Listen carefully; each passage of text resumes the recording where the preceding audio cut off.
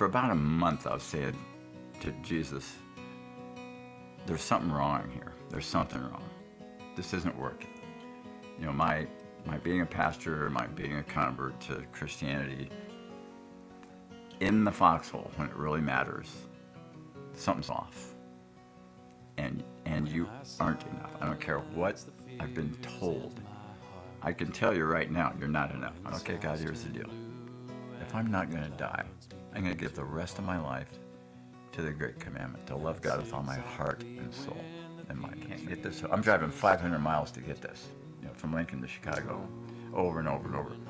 And I thought, there's nowhere in Lincoln I can get this. Little did I know. It's happening every Sunday in my neighborhood. I say amen, I look at it. You know, like, oh my gosh, I am looking at the creator of the universe. I'm holding him in my hands, and I take the drink, and I look at him again before I hand him back.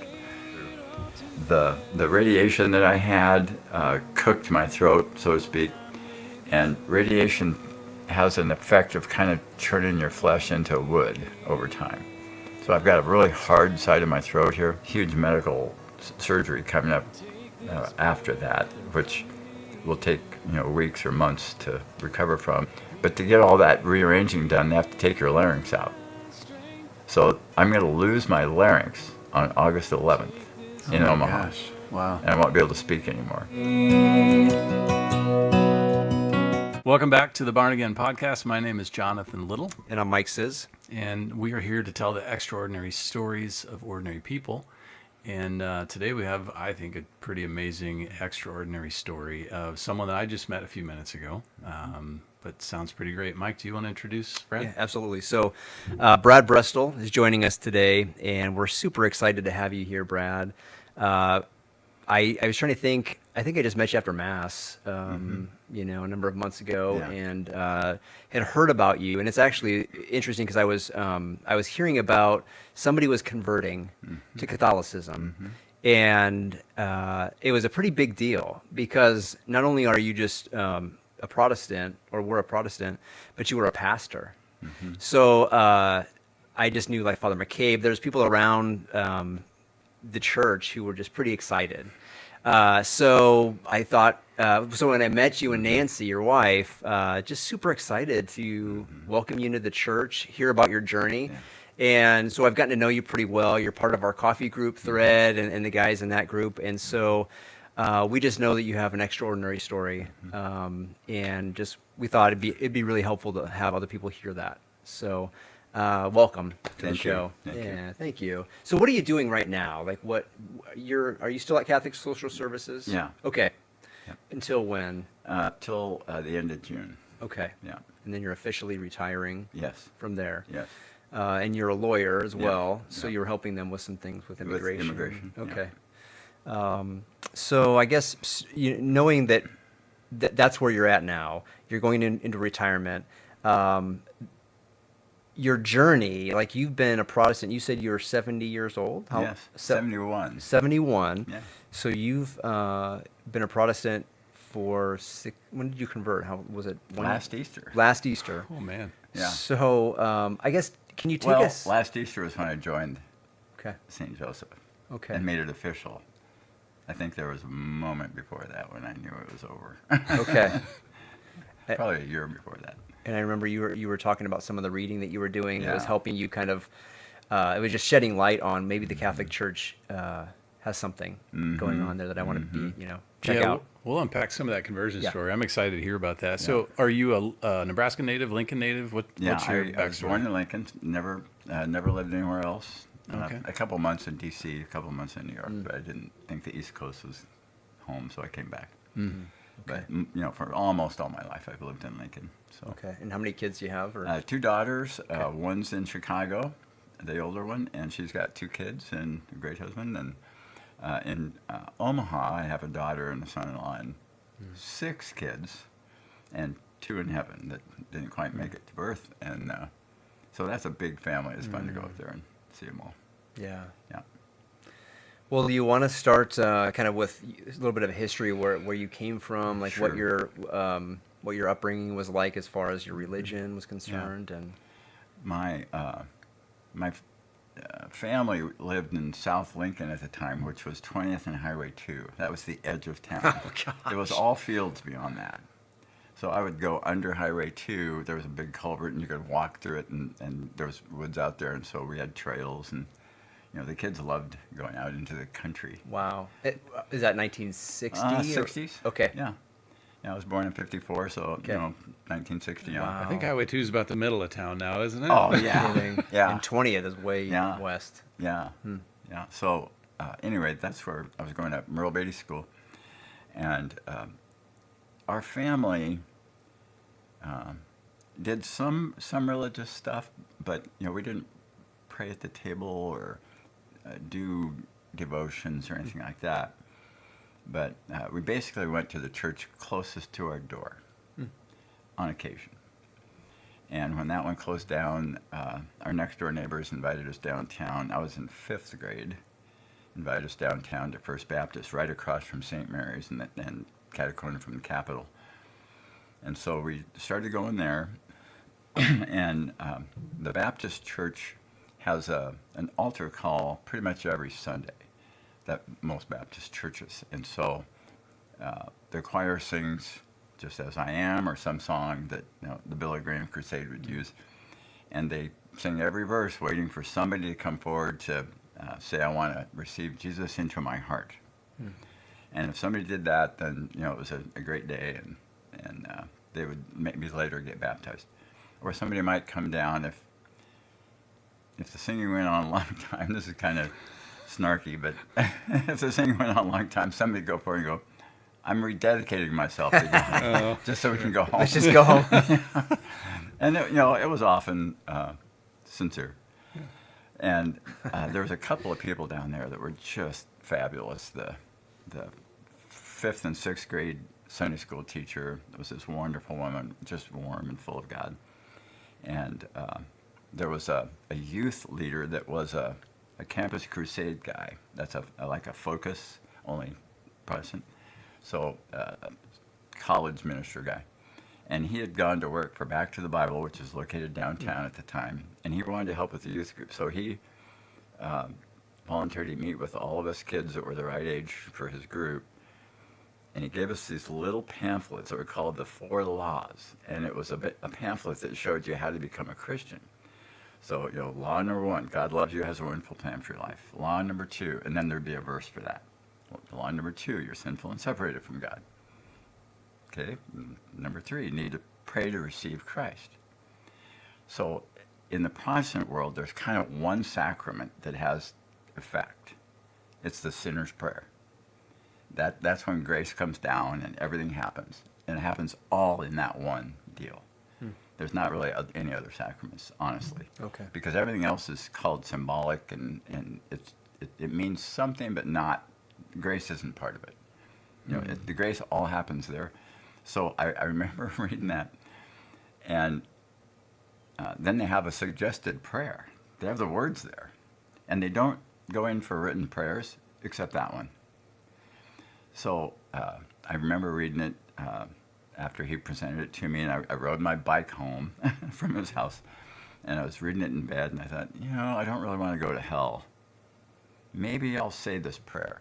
So I said the prayer word for word and closed the book and come, okay, I'm good. I'm going to heaven. It's almost like a magic chant, is how I understood it. And this guy was a Protestant Bible kind of a guy. And so he knew a lot of verses, and he asked 2 or 3 of us who had said, yeah, I did. As a matter of fact, I did pray that prayer, and he was really happy. And we started getting together for small groups, and he would say, okay, here's what it means to be a Christian. And basically it was thoughts, it was truths, doctrines, and it was doctrines from the point of view of, go way beyond Luther. It was into everything symbolic, kind of more like the free will type of thing. So it wasn't Calvinist, where, some people are destined for hell and some are for heaven, and you happen to be one for heaven. We didn't know about Calvin, but it was, the Baptist point of view. And so the getting baptized didn't do anything to you. It didn't forgive original sin or do anything. It was just a public testimony. So it'd be like taking out a billboard or going on a podcast. Do they believe in original sin though? Like, did you have Yeah, that? yeah, but that prayer does it. Okay, that's So- what wipes that away. Yeah, there's no verse in Scripture that says you need to pray to receive Christ into your heart for salvation. But that's Who It's wrote? their tradition. it's the truth. Oh, Yeah, interesting. yeah, and they also don't go in much for tradition. Yeah. In both churches, I saw a change of senior pastor, and as soon as the old senior pastor was gone and the new one was in, nobody ever quoted the old senior pastor again. Nobody ever said, and remember when our founder said this? Yeah, boy, he was right. And let me tell you what, I've got an idea how to exegete this passage, and here's what I think. So it's about innovation and coming up with something new for the people. And I remember one dear lady who was older than I am, if you can imagine, and she said one day, and her husband had died of cancer, and she was kind of down, and she said, I've been hearing these sermons for 50 years. I've been through the Bible several times, verse by verse, word by word. I'm getting so tired of this. There's got to be something more. Wow. And I never heard such a lament. This is while I was a pastor. Mm-hmm. And I just thought, well, but something's wrong with you because the Bible's enough.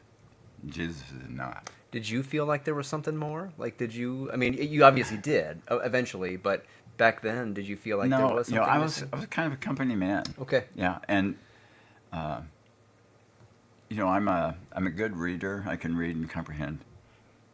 Got through law school and all that. So reading the latest good bestseller from the Protestant world. If it was, you go back a ways, maybe somebody from Willow Creek back in the 90s would have been hot, and then maybe Saddleback, and then maybe these other big mega churches with 20 or 30,000 people, in Chicago or L.A. or New York, Redeemer. Those were big name churches, and their pastors were always putting out a new book, 20 or 30 books in their career. Wow. And so you'd always be reading, either as a staff or as a men's group or something, you'd be reading the latest number one book, paperback, of one of these pastors. And they'd have a wrinkle. And it wasn't saying, this is the deposit of truth we've always had. It's, check this out. This is new and exciting. I've had a new thought about Revelation. Or I've had a new thought about Romans. And so that would be exciting. And so as the pastors, especially the ones that teach exegetically, go through the same book again and again and again, in their long 30-year careers, they can't just get out their old sermon and go, here's the deposit of truth, and this is what John chapter 6 is about. They can't go over it again. They kind of need to say, I was reading this in the original language, and I found out that the fisherman's boat was shaped kind of long and skinny, and that really makes me think that throwing the net over the other side really stands for. Oh, So, interesting. Yeah, so it'd always be some nuance that would help them make it fresh so that people would listen. And it really, the big mega churches kind of had a liturgy, they wouldn't call it that, where you come in, and in our case, there was no cross in I'll call it the auditorium, because that's what they call it, not the sanctuary. And so if you went into the Lead Center and sat down, or went into our church and sat down, it would look exactly the same, almost identical, even to the number of seats. And that's so different than a Catholic, especially a cathedral. There's no crucifix. There was no cross. There was nothing to identify it as a Christian environment. Is there a reason for that? Like, why Yeah, wouldn't? yeah. Oh. It goes back to the iconoclasts even. Yeah. Yeah, which was settled way before Reformation even. But in the new reading of Scripture in new ways, and in the last 500 years, they looked at the Old Testament without seeing the Old Testament, the hidden New Testament's hidden in the Old and revealed in the New. Well, they would look at that and say, hey, there's this early commandment about don't make any engraved images, and basically it's of animals or created things, but they wanted to say that's a big problem, so we shouldn't have any pictures, and even in some of my kid's house, there's no picture of Jesus because you're not supposed to have an image of deity.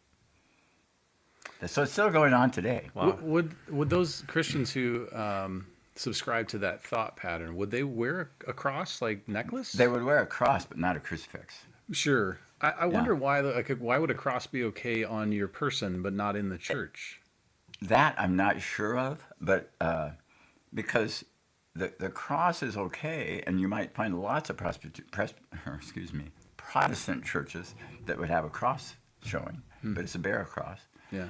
And so I'm not sure why to keep it out, except that the architectural approach is make it just like a mall. So when you walk in, there's a big, wide foyer. Lots of people can come in and go out without bumping into each other. Have a coffee bar that serves handmade coffees, and then carry them into the service with you. And when you go in, it's maybe some light music is playing, and on stage you'd have some plants and greenery, maybe. So it's just the lead center, 2.0. So you go in there and you feel comfortable, and then when the band comes out, it's a little bit like the warm-up band for the Beatles or for whoever's coming next. That show my age here. I listened to my CD for driving out, but the band warms up the crowd, and so it comes out, and in the famous churches in Australia and the ones here in the U.S. in the super mega churches, the bands are as good as and as lively as any rock concert. The guitars are jumping up and down, and the singers are wailing, God is love or whatever they're singing, and they're sincere too, but it's really high energy. And the soundboards that are in the auditorium take up a whole 2 or 3 rows in the middle of the middle section, so that they can adjust the sound levels. And there's a point in sound where it damages your ear. Is it 119 decibels or something? Above that it's damaging. Below that isn't. They would set the sound at 118. So as loud as they could. You could feel the bass, Yeah. And I used to love that. When we first went, I loved that element because I'm an old hippie. I like, I have records from the 70s and 80s and some 60s, and hard rock and roll it was great. And I didn't want to be at the front in a concert and all that kind of stuff. So I have hearing aids now, thanks to that. It's very welcoming, right? They want to invite everybody. But it's very cultural. It's a show. Yeah, it's synchronized with the culture, so that you're very comfortable. Okay. So they want you to be comfortable. You've got your coffee that you need, and your music sounds like what you grew up with. And so, especially my age, the boomers and the maybe millennials too, when you go into that kind of an environment, you feel like you're going to Gateway or to some big mall, South Point. And so it's comfortable, it looks familiar, and the seats are comfortable. There's theater seats. They're fold-down theater seats. Some churches even have cup holders. So you sit there, and then this band plays music and that's kind of funny too. The music is it's not the hit of Christian Protestant radio right now, but it's maybe 5 years back or more, because that's kind of become acceptable because there's so much rap and stuff now that's kind of hard for the boomers and the millennials to digest. But it's close, and so you're hearing songs that you hear on the radio, and so that's comforting. And then they make a few announcements, and then the pastor will come out and teach a piece of scripture. They don't do topics, they don't do seasons of the church. There's no, they do the Christmas season. They'll give 4 weeks build up to Christmas, and but they may not even do Palm Sunday. Maybe in Sunday school for the elementaries they might say something, but if they're in the book of whatever, Corinthians, and it's Easter, they almost have to take a time out from going verse by verse. But if it isn't Christmas or Easter, you're going to get whatever the chapter and verse is next. They just march through. So like in September, let's say, you start in the book of whatever, the gospel, say Matthew. And you go verse by verse through Matthew until Christmas. Then you stop and talk a Christmas talk. And then you go right back into the book and you go this verse and this verse until you get to the end. And that's every school year what is studied. And it's exegetical teaching. Here's what it says, here's what it meant. But it's all from a perspective. And the Protestant perspective is not from the same worldview as the Catholic, obviously. But it's a lot more similar than I thought. When I was first starting to get interested in looking over the fence at what else was out there, I grabbed some pamphlets that we had in our church office. And the pamphlets were just little, almost like business card size and a few pages. And they were on Catholic belief. And they were just brutal. So they were telling you what they thought Catholics believed, yes, and how to maybe debate them, or well, just how wrong they are. Okay. Yeah, just how miserably wrong, and how just miserably wrong. So the conclusion one would draw is, well, it's a cult that isn't true, and their practices can't be found anywhere in Scripture. So they're really, they're kind of off the rails. Yeah, right? they're just completely off the rails. That must have happened in the Middle Ages, because we know Luther's name. We don't know church history, but we know Luther broke the Catholic Church and started a better world. But we don't know much about him. We don't know any quotes of Luther, which a lot of people would disagree with if they knew him. Yeah. But they know that was good, and they might know. And this is just the general public, not the pastors that do reading would know a lot. But it's all from the point of view of, thank goodness we're not in that camp anymore, because they're possibly going to hell. We should be praying for them. And so they don't look at us Catholics as separated brethren.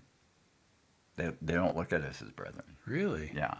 Some might. Sure. But it would be not the majority by far. Like a very small minority would say Catholics are saved in general, that they could all be saved. That's interesting. I assumed it was reciprocal because I think every Mass we pray for our separated brethren, Wait, what? Yeah. What? Yeah, it's interesting, especially teaching some of my kids, there's a point where they say, well, we're Catholic and they're Christian. I'm like, no, we're all Christian, but we're Catholic Christians. Yeah. And, you have to delineate for them. But Yeah, the new Pope and the last Pope were really into ecumenical thought and about unity of believers. And there's something in me that's been there a long time. It was like the seed of my conversion. When I was in high school, I played basketball for Southeast. And I just had a habit of putting on the next opponent's T-shirt if I had one.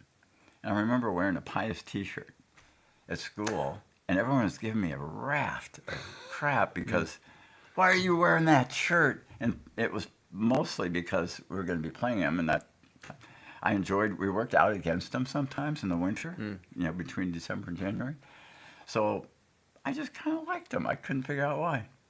So I wore their T-shirt. Oh, interesting. I don't remember if we won or lost, but we played them. And so there's just these little things where I remember being okay about other denominations. And, I suppose that's not completely uncommon, but... Can I ask you a question? Yeah. I would think if you're kind of growing up and with this understanding that Catholics are not saved, they're lost in a way. When you met one, or several, or if you just in the workplace or wherever you would happen to meet them, and if they were a good human being, for me that would be a struggle, because I'd be like, they're supposed to be lost, and this person seems to be like a very good human being. I can't see a good father throwing them into hell. Like I don't know. I'm not from that world of the Protestant world, so I don't know, but that would be a kind of a struggle, I think, for me. Did you run across anybody that was Catholic that challenged you on any thoughts like that? My experience was that the local church you're in, because there's no Rome, there's no authority beyond the church you're in, and in these Bible churches, the only authority is the words that are in that book on pieces of paper. That's the authority, and anybody who reads for themselves can say what that means. You interpret it. Yeah, you interpret it. So that leaves you, each person is the magisterium and the pope and the bishops and the college of cardinals, and they're everything to themselves. And so it's really lonely sometimes to think that way. I remember sitting in church as a pastor, and I was listening to the senior preaching, and I remember this wave came over me where I prayed, whoa, God, if our senior pastor's wrong about salvation and anything else, and I'm trusting my soul to what he's telling me, you've got to have mercy on me, because I don't know anything else. This is what is my life. I'm kind of in this bubble. I'm in this local church bubble where we've got all the truth. And, if you're in the same church like I was for 40 years or something, you kind of hear every talk that you can about every topic there is that's covered in Scripture. And you think, well, this is the whole truth of everything about God. And if we've got it wrong, God have mercy, because I don't know anything else. And I just, it was it's a little bit like if you're getting on one of the lines, that you ride across the valley up high. A zip line, and just think, if this breaks, I'm dead. But go ahead and push me, I'm going to go. You just go with it, even though you're in midair on it. But there's no other line that you know of. And so when I began to look outside, I felt like a traitor. And I didn't share with everybody, this book I was reading had quotes from Teresa of Avila and John of the Cross and some others mixed in with the Protestant quotes. And I got to the end of the book, and it was like, how can this be that the Catholic quotes are smoking the Protestant quotes? They're so much better. What's going on? And so, it's probably the Holy Spirit speaking, but that was so challenging to go. And this is post-cancer that I was starting to really look. But in that bubble, to answer this is a long answer to your question, but I didn't have a Catholic friend. I didn't know any Catholics. I knew a plumber, electrician, a roofer, cider. I had everything I needed. Car mechanic. Everything I needed was inside that bubble. And having lived in Lincoln all my life, I was the person to ask. So my email was literally askbrad@church.com. And so I would get calls like that. Hey, what car mechanic should I use? Hey, what plumber do you use? What attorney can make a corporation for me? Oh, I know the guy. So I'm the guy that would always say, I know a guy. So I still do. But was there ever a moment, like you said, how a Protestant, it comes down to your interpretation of Scripture. Yeah. So as a Protestant pastor, did you ever have a moment where you looked at it and you thought, like, I don't know, Yeah. but I'm supposed to be able to interpret everything in there? Because for me, I look at that, I feel like a child who has a dad who I can ask my dad and he knows everything. Now in reality he doesn't, but to me, relatively, he does. Yeah. I have that with the magisterium. Yes. And so I've always had this, I don't know, but I can find out. Yeah. Because there's 2,000 years of history and, Yeah. and people and all that. But as a Protestant pastor, did you ever look at it and think, what if I don't know the answer to this? Yeah. Usually the answer in the local Bible churches, what's the senior pastor say? If you don't know and you want to find out, so you go back and you look at all the sermons that are in video or on text, and you find the one about that verse. If it's a little bit like if it isn't a question about Bible interpretation, then we might be a little bit lost. Like if it's a trans issue or some issue that's newer, or AI, and our senior pastor hasn't preached on it yet. I don't know. Well, and I didn't go to seminary. That's the other thing. Oh, okay. A lot of our pastors had never been to seminary. They were teachers or lawyers or other quasi-professional people who were who stood out in the crowd of church goers and Sunday school attenders somehow, and were asked to come on staff. So I was, at the time, I was a stockbroker, mortgage officer, and attorney, and I had a partner in business with the stockbroker stuff, and it was going great, and they asked me to come on staff. And so it was a little bit like, everything's going great for you, you like teaching classes about budgeting and giving financial advice. Why don't you come on staff and do that? We'll pay you for it. And it's like, really? And so I walked away from, the country club membership and all that stuff and came on board with the permission of my wife and daughters, who thought, well, that's kind of cool. Do that starting age 60, So I came on board and became a Pastor Brad the next week. It was the weirdest thing. You're like, hi, Pastor Brad. And I was like, oh, yeah. Right. This is weird. And there were a couple of guys who'd been to seminary. The senior pastor had a doctorate in something, communication or something. And so there were a couple of people that were seminaries, but they were Protestant seminaries who taught that exegetical teaching style. And basically communication is what you really need to compete.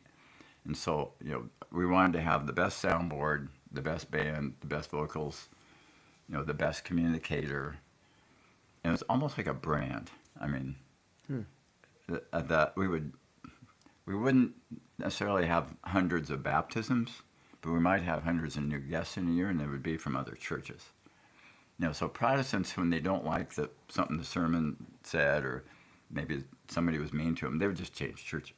Can I ask you a question about that? Yeah. So, roughly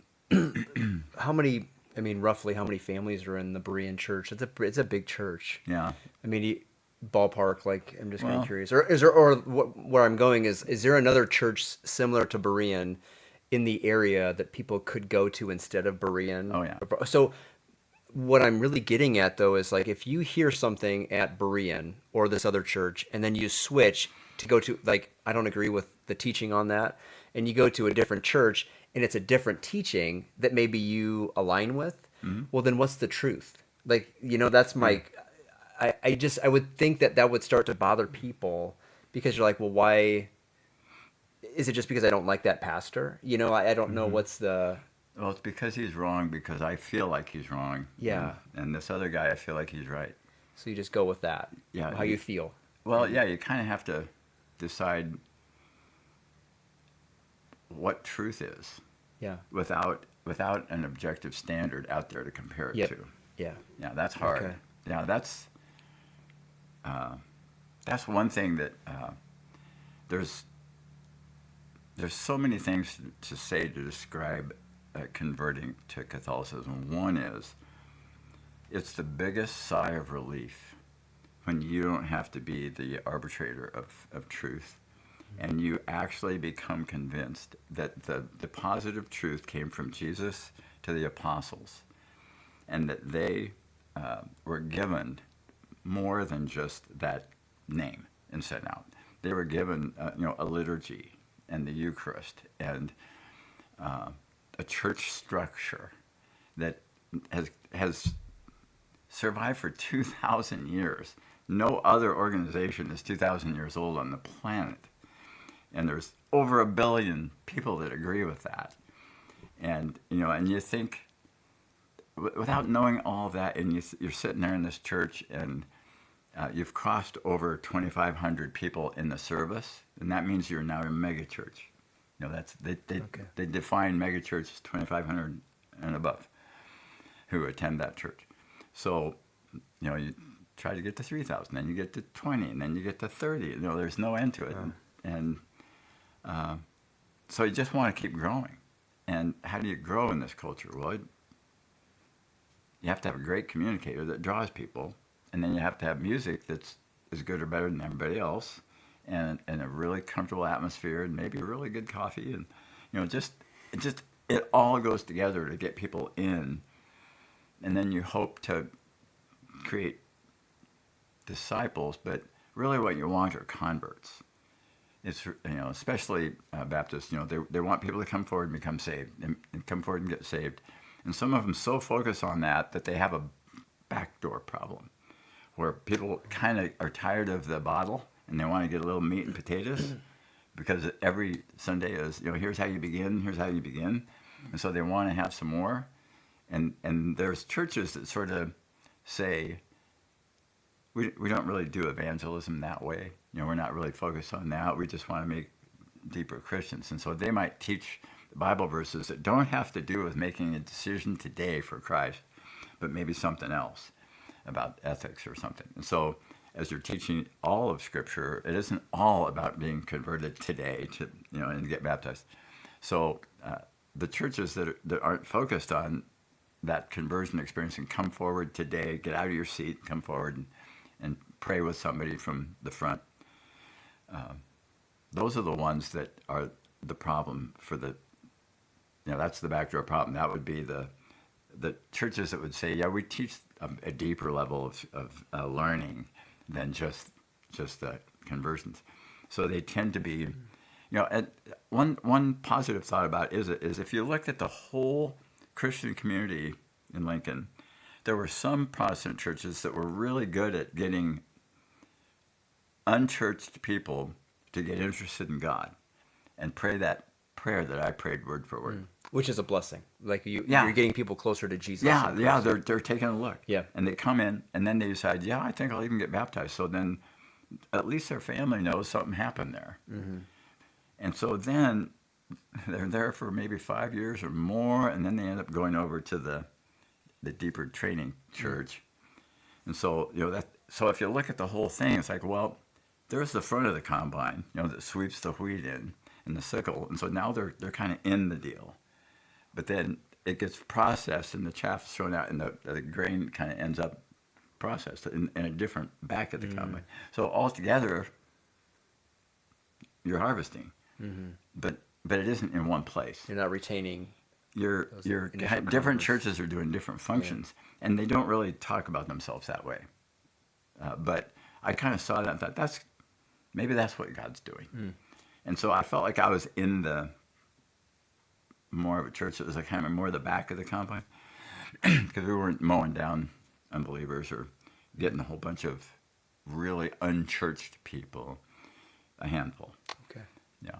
And it seems like in Lincoln, I've been here a long time, and at First Baptist, that was where they had the most alive college group when I was down there as a fifth grader. And so the college ministries and the high school ministries that were all city ministries, they all their leaders were at First Baptist. Well, then it went to some other churches, and then finally they were all at Berean, back in the 70s, maybe 80s. Well, now it's another one downtown. And so it's like, it's kind of funny, but whoever has 700 college kids going to their church, there's so much liveliness in college kids. That's kind of the church that's on fire. Okay. And so it even draws older couples in to support it, because you can kind of see God's at work there. They actually have baptisms there, but baptisms to Protestants there's no grace in it. It's a proof. It's a visible proof that people are making decisions that are pro God, and so you go kind of look at that. I don't know if I answered all the questions. Yeah, that's great. It's funny talking to Catholics now because I think I'm bilingual. Yeah. I speak Protestant and I speak Catholic, and it's easy to learn with just reading and doing a couple hours of devotions every day, where I listen to all these great podcasts. I've been through the Catechism. I'm on year 3 again, going through it. So I feel like I'm learning Catholicism pretty quickly. But Catholics have no idea what Protestants think.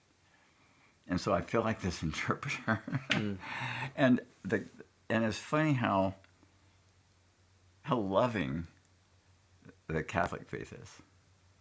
It's even the view of why Jesus had to die on a cross, that it's to prove that his death was a gift of love to the Father that the Father asked for, and that the motivation was love, and the sacrifice was so perfectly given and so willingly, lovingly given that satisfied the sin problem of mankind.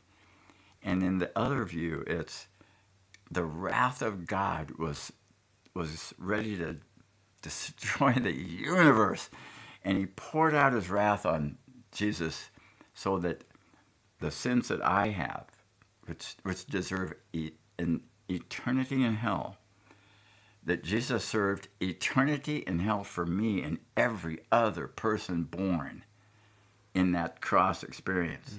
There was so much wrath poured on him that now the sentence of death was carried out for me.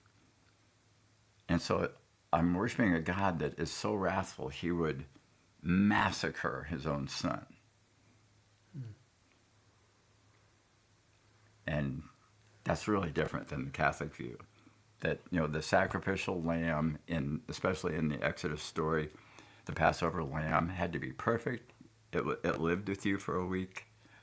It was like a pet, and it was sacrificed. It was perfect. It was innocent, and it gave its life for you, so that the next morning, well, even in the night, the blood was put in the doors to save you from sin and death, from death especially. But the lamb gave himself to the family to be eaten so they could put their sandals on and run for it in the morning, that they would have energy because of this gift. It wasn't because God was so stinking mad at sin of these people that he wanted to kill a lamb.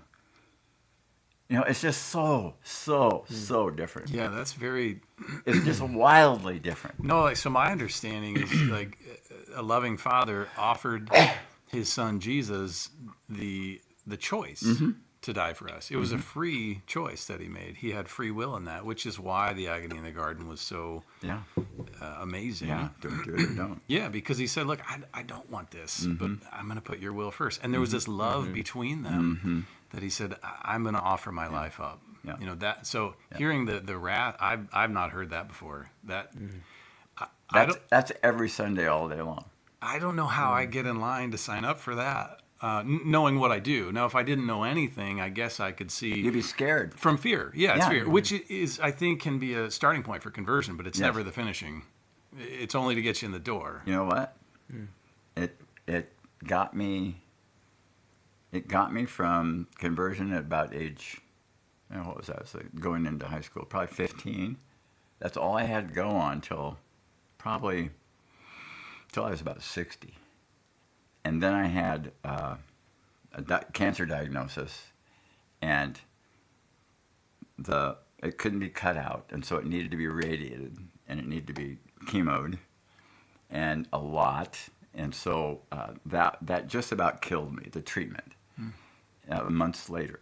And at the bottom of the treatment, kind of in the foxhole, and I could hear the bomb whistling down coming toward me, and I really thought I was going to die. And nobody was arguing with me. They told me 2 months after the treatment stopped, your radiation is still degrading and still killing cancer and still killing you, but we're trying to kill the cancer, not quite kill you. And I thought they overdid it, and I thought I was going. I really did. Absolutely convinced I was going to die. And this was on a Friday, and 3 o'clock in the afternoon. I'm laying in my bed. Nancy had gone to work, and I was, for about a month, I was saying to Jesus, "There's something wrong here. There's something wrong. This isn't working." My being a pastor, my being a convert to Christianity, in the foxhole when it really matters, something's off. And you aren't enough. I don't care what I've been told. I can tell you right now, you're not enough. I'm saying this to this empty wingback chair at the end of my bed that was the Jesus chair to me. And probably the most honest prayers I've ever had, really. It's not often that you find yourself so angry at God you're chewing him out for real. Nobody really does that, but I did. And nothing back. Just silence. And at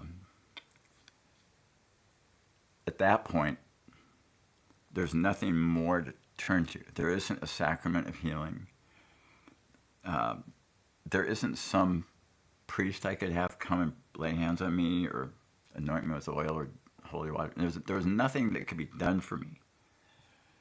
And at that time, when Nancy was gone, and I was so weak, I would have to hold the walls to walk down the hallway and stuff. It was bad. I lost, I think, 60 pounds and couldn't swallow and everything else. So at that moment in the kitchen, I could hear somebody banging around, and I could hear a cart rolling down our house toward my bedroom. And I see this cart turn the corner with a machine on it, and a guy in a white tech coat, the PA type of outfit. And he looked like he was about, I don't know, in his 30s. He had a dark beard, well trimmed and all that. So he looked like a medical guy. And he pushes this machine in my bedroom. And I wasn't afraid. And there's no reason this guy should be in my home. And the doors were locked. And so he comes to my bedroom and pushes the machine beside the bed. And he puts 4 tags on me. They're wired. They're connected to this machine. And I remember thinking, I'm not afraid of this guy. This is weird. I wonder why he's here. But he's going to do something. And this must be the 1,000,000th medical thing I've had done to me in the last few months. So I went with it. So he hooked me up. And nurses, especially on Friday afternoons, usually say something to a patient that's an icebreaker just to chit-chat while they're hooking stuff up. And usually it's, "So do you have plans for the weekend?" Or, "How did your week go this week, Brad?" Or something like that. And this guy says, "Do you love your wife?" And I thought, that is the craziest, It's pretty direct. craziest icebreaker I've ever heard from a nurse. I thought, I'll answer him. I said, "Yes." And I saw on the machine, which is right by my head here, parked here, I saw this little window, and it had a needle meter in it. And the needle went up to 5 on a scale of 10 and back down. I went, this is some kind of a heart truth detector. And the next question was, "Do you love your dog Zeke?" And, well, Zeke was my first dog that I just had, I don't know, a couple years before. And he was my dog. And I loved that dog. Didn't know I loved dogs. Thought I didn't. But I did. And so I went, "Well, yeah." And I saw the needle jump up, and I thought, "Oh, crap, it's going to go past 5. That's what I was I thinking. really did. I really thought, oh, no. I kind of tried to bear down or kind of tamp it, and it stopped at 4.9 and went back down. I was like, oh, my gosh. So it just shows you what an idiot I am. I'm worried about this total stranger thinking I love my dog more than my wife. And then he's messing around with the machine, and I was getting a little annoyed and wished he would finish up. And so there's this long pause, and then out of the blue he goes, "Do you love Jesus?" And it was like when Netflix comes on, there was this sound like, dun dun. It was that. That's how it kind of, oh, wow. And I looked at the meter. I didn't answer. I couldn't answer. And I remember trying to kind of pull my arms in and gut the thing off of that peg. Just with muscle or something. I didn't know how to get it off the peg. Mm. And I tried really hard, and he was watching me, and the needle didn't move. It was dead. Wow. And I was worn out. That's all I had. And he said, he didn't say something, but he kind of gave me a look like, I'll try again. And I thought that was kind. And so I kind of took a breath. I tried again. I had less energy before. I mean, I was just about really dead. So I tried again weekly and didn't get anywhere. It was like, no, I can't do it. I can't get the needle off the peg. So he very kindly somehow, he took the tags off of me, rolled them up, I remember, and he set them on the top of the machine. And he just pushed it out of the room, started going down the hallway, and he just disappeared. And I looked at the empty wingback chair, and I just said, you know what? I think you're right. The reason this isn't working is I don't really love you. Not that kind of love you. But I've read a lot of books. And so the verse came to mind, love the Lord God with all your heart, soul, mind, and strength. So being an attorney, I said, okay, God, you got to at least give me the strength part and the mind part maybe. Because look at all the books I've read. Shelves and shelves of books I've read in my office. And I came to work every day, so I was kind of my body, but that heart and soul part, okay. I am not going to have time to work on this, to get this right before I see you. We're just going to have to work on this when I get there. I didn't think I would live the next day. And went to sleep thinking, man, that's true. I don't love Jesus like any kind of emotional love, And it was all in my head, kind of. I was an intellectual Christian. I was a well-read Christian, a verbose Christian, articulate maybe in the things that were taught. And so I was left with that. And next day I woke up, I wasn't dead. And it's like, oh gosh, I feel terrible. I think I'm going to die. I wonder how we're going to work this out. This shortage of love. And, as things started going through my mind, like, if I don't love God, then I probably don't love Nancy very much. Oh yeah, that had a scale of 10. I only went to 5.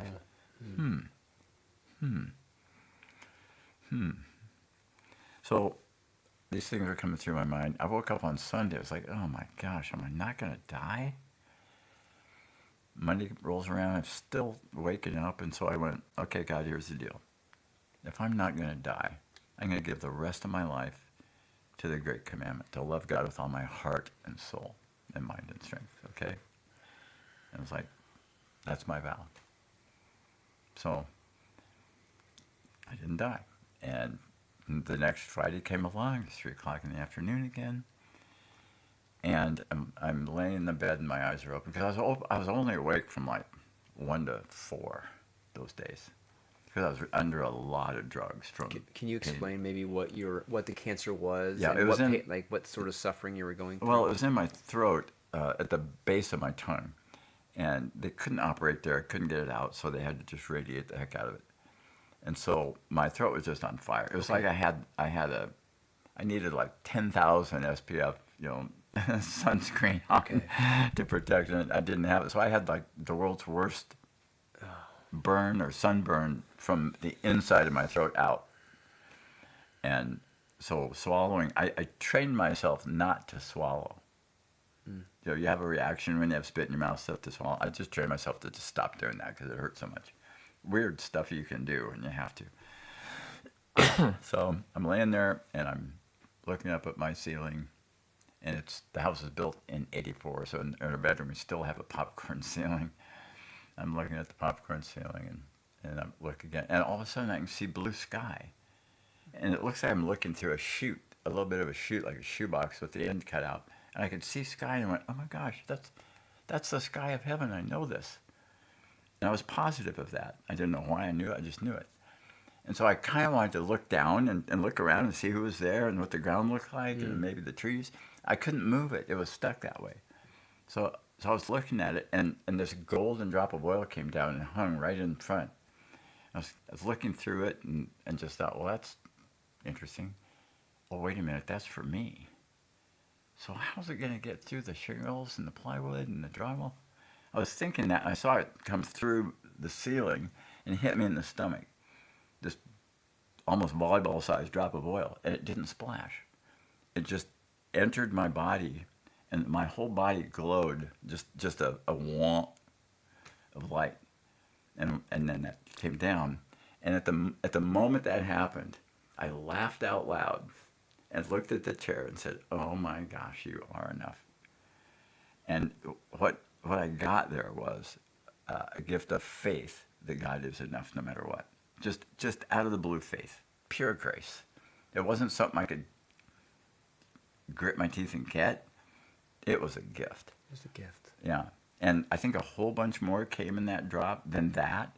But to me, that was, at that moment, that's what that meant. It was, oh, wait a minute, Brad, I'll show you who's enough. And so there was a joy there that wasn't there before. And it's been there ever since. And it was like, okay, here we go. So when I was able to speak, I couldn't speak, I was writing things. When I was able to speak and talk, I got back to work maybe an hour a day, and then 2 hours, and then in the morning. And we had a bunch of pastors' offices in a row, kind of in the building, inside the building. And I started going down that row. And since my email was Ask Brad, people were used to me popping in their office and saying, I got this question. Do you want to have any input? And so I was, getting answers, and then I'd go back and type out a reply. Well, my question became, I've got this question. If I want to fall in love with God more, what do you recommend? How would I do that? We all pastors have a little goatee. I still have the Protestant goatee.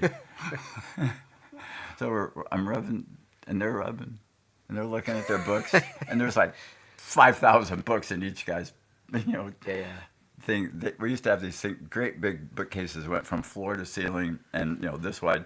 We called them pastors' bookcases because we'd load them up with books that we read. And that's the other thing, is you've always got to be reading something to have something to say. You can't just keep telling the truth. You have to come up with something interesting. But as I went down that row, they all kind of looked at all their books and was like, "Oh, that's a good one. I don't think I have a book right now, but I'll think about it." And I got down to the last guy in the row, in that aisle, and he goes, and thank God for this pastor and his book. Because here's this paperback. It's called Emotionally Healthy Spirituality. Do you think that's what you're asking? Would that help? I go, it might be. But every person said, I'm trying to think of a book about that. They had no thoughts on just giving you something. No, the magisterium is the Christian publishers. So if there isn't a book on that topic that I can hand you, I don't know, I can't make it up. Well, I'm surprised there wasn't, of the lot of them, there wasn't someone that could say from personal experience. I mean, not even let me grab a book, but here's what worked for me. You know what? There's a million great Catholic podcasts about information is not transformation. And information is all you got if you don't have sacraments. That's all you got. And so it's a packing all the Bible information from your one point of view into your head until you die. That's pretty much it. And it's funny because Catholics would come to us and say, I went to Catholic Church for a while, but I came here and now I have a really great personal relationship with God. I'm really emotional because the music makes me emotional, and I never knew the Bible like I'm being told. Well, they're being told a non-sacramental worldview where, a whole bunch of verses don't mean what they say, and here's the only verses that matter. And, maybe we should throw Hebrews out and James out, and we sure don't want those books that were taken out before, Maccabees and Tobit, and, we don't even know those exist, as a matter of fact. We don't even know they exist. That they don't, because our Bibles don't have it. And the Bibles, even though the canon included them, and the book itself, all the rest came from the Catholic Church. We don't remember that. So it's just, gosh, there's so many rabbit trails when I try to talk about this. So there was a crack forming, yeah, right? And so what kind of like widened that gap and started to make you look at, okay, maybe I need to start going elsewhere for some information? And well, it was that. And I also didn't tell anybody at church about this vision of this guy and this drop of did blood. you tell Nancy? I didn't tell anybody. Okay. Because that's not the exact words are. That's not to be expected. Well, yeah, not a normal experience. Those not to be expected. So it wasn't kind of kosher. It wasn't. Yeah, it would freak people out. I'm sure. And I'm St. sure Paul freaked a little people out too. Yeah. Scales on his eyes. Oh, yeah. Yeah. So now the story's on the podcast, but it was hard to find traction for this covenant I had made with God to pursue loving Him more deeply. And so when I found this book and I read it, it was pretty good. But that's where the first Catholic quotes came in that were killers. Okay. And it was Teresa of Avila and John of the Cross and those guys, the mystics. And when you read quotes from Teresa or John of the Cross, and especially their books, like go grab Interior Castle and start reading. Well, she expresses in her writings this over-the-top love for Jesus, just all out, all in love for God.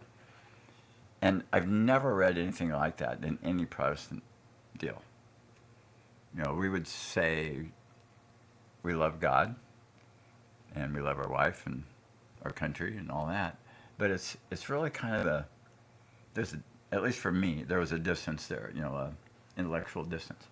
And it was really the ones who progressed were able to assimilate information and communicate it. If you could assimilate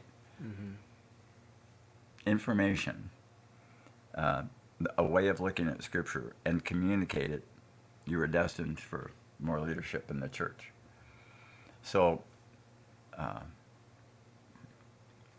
people who can read and comprehend have a pretty bright future, leading groups or becoming on staff or something like that. But again, in the foxhole, that isn't enough. Information isn't enough, because I actually thought when I was dying, and I said this to the chair, I said, I don't know how to do this. I know I'm going to meet you like within 24 hours probably, but I don't know how to do that. Do I hug you? That doesn't feel right. It's like we're men, Jesus, and that's weird. And I don't know if I should get on my knees or shake hands, but I know if you greet royalty in Britain, you're not supposed to stick your hand out until they stick their hand out. Do I do that? Wow. Is that how I do it? I don't. You're logistically trying to figure out, what am I supposed to do in the next 24, 48 hours? How am I supposed to cross over? How am I supposed to learn all this? Yeah. How do I meet you? And the problem is, it wasn't, even though I would have said and passed a lie detector, do you love Jesus? Yes. I couldn't pass that heart detector that God gave me. And it was because I didn't have an all-out, over-the-top love for God. And if I didn't have that for God, I didn't have it for anything. For anything. Wives and kids. And, there was still a whole bunch of me taking care of me and getting my empire or kingdom or whatever built the way I want. And so the beliefs from that faith let me be very American and successful and so forth. So so I wasn't unhappy, I wouldn't say, until it really hit the fan. You know, when it was life or death, then it wasn't enough. But until then, it was enough. It was, you know, like the woman who said, I've had 50 years of this, there's got to be something more. You know, I was probably getting to that point. But you just sort of think, well, you know, my marriage is good, my church is good, what do I have to complain about? You know, you kind of settle.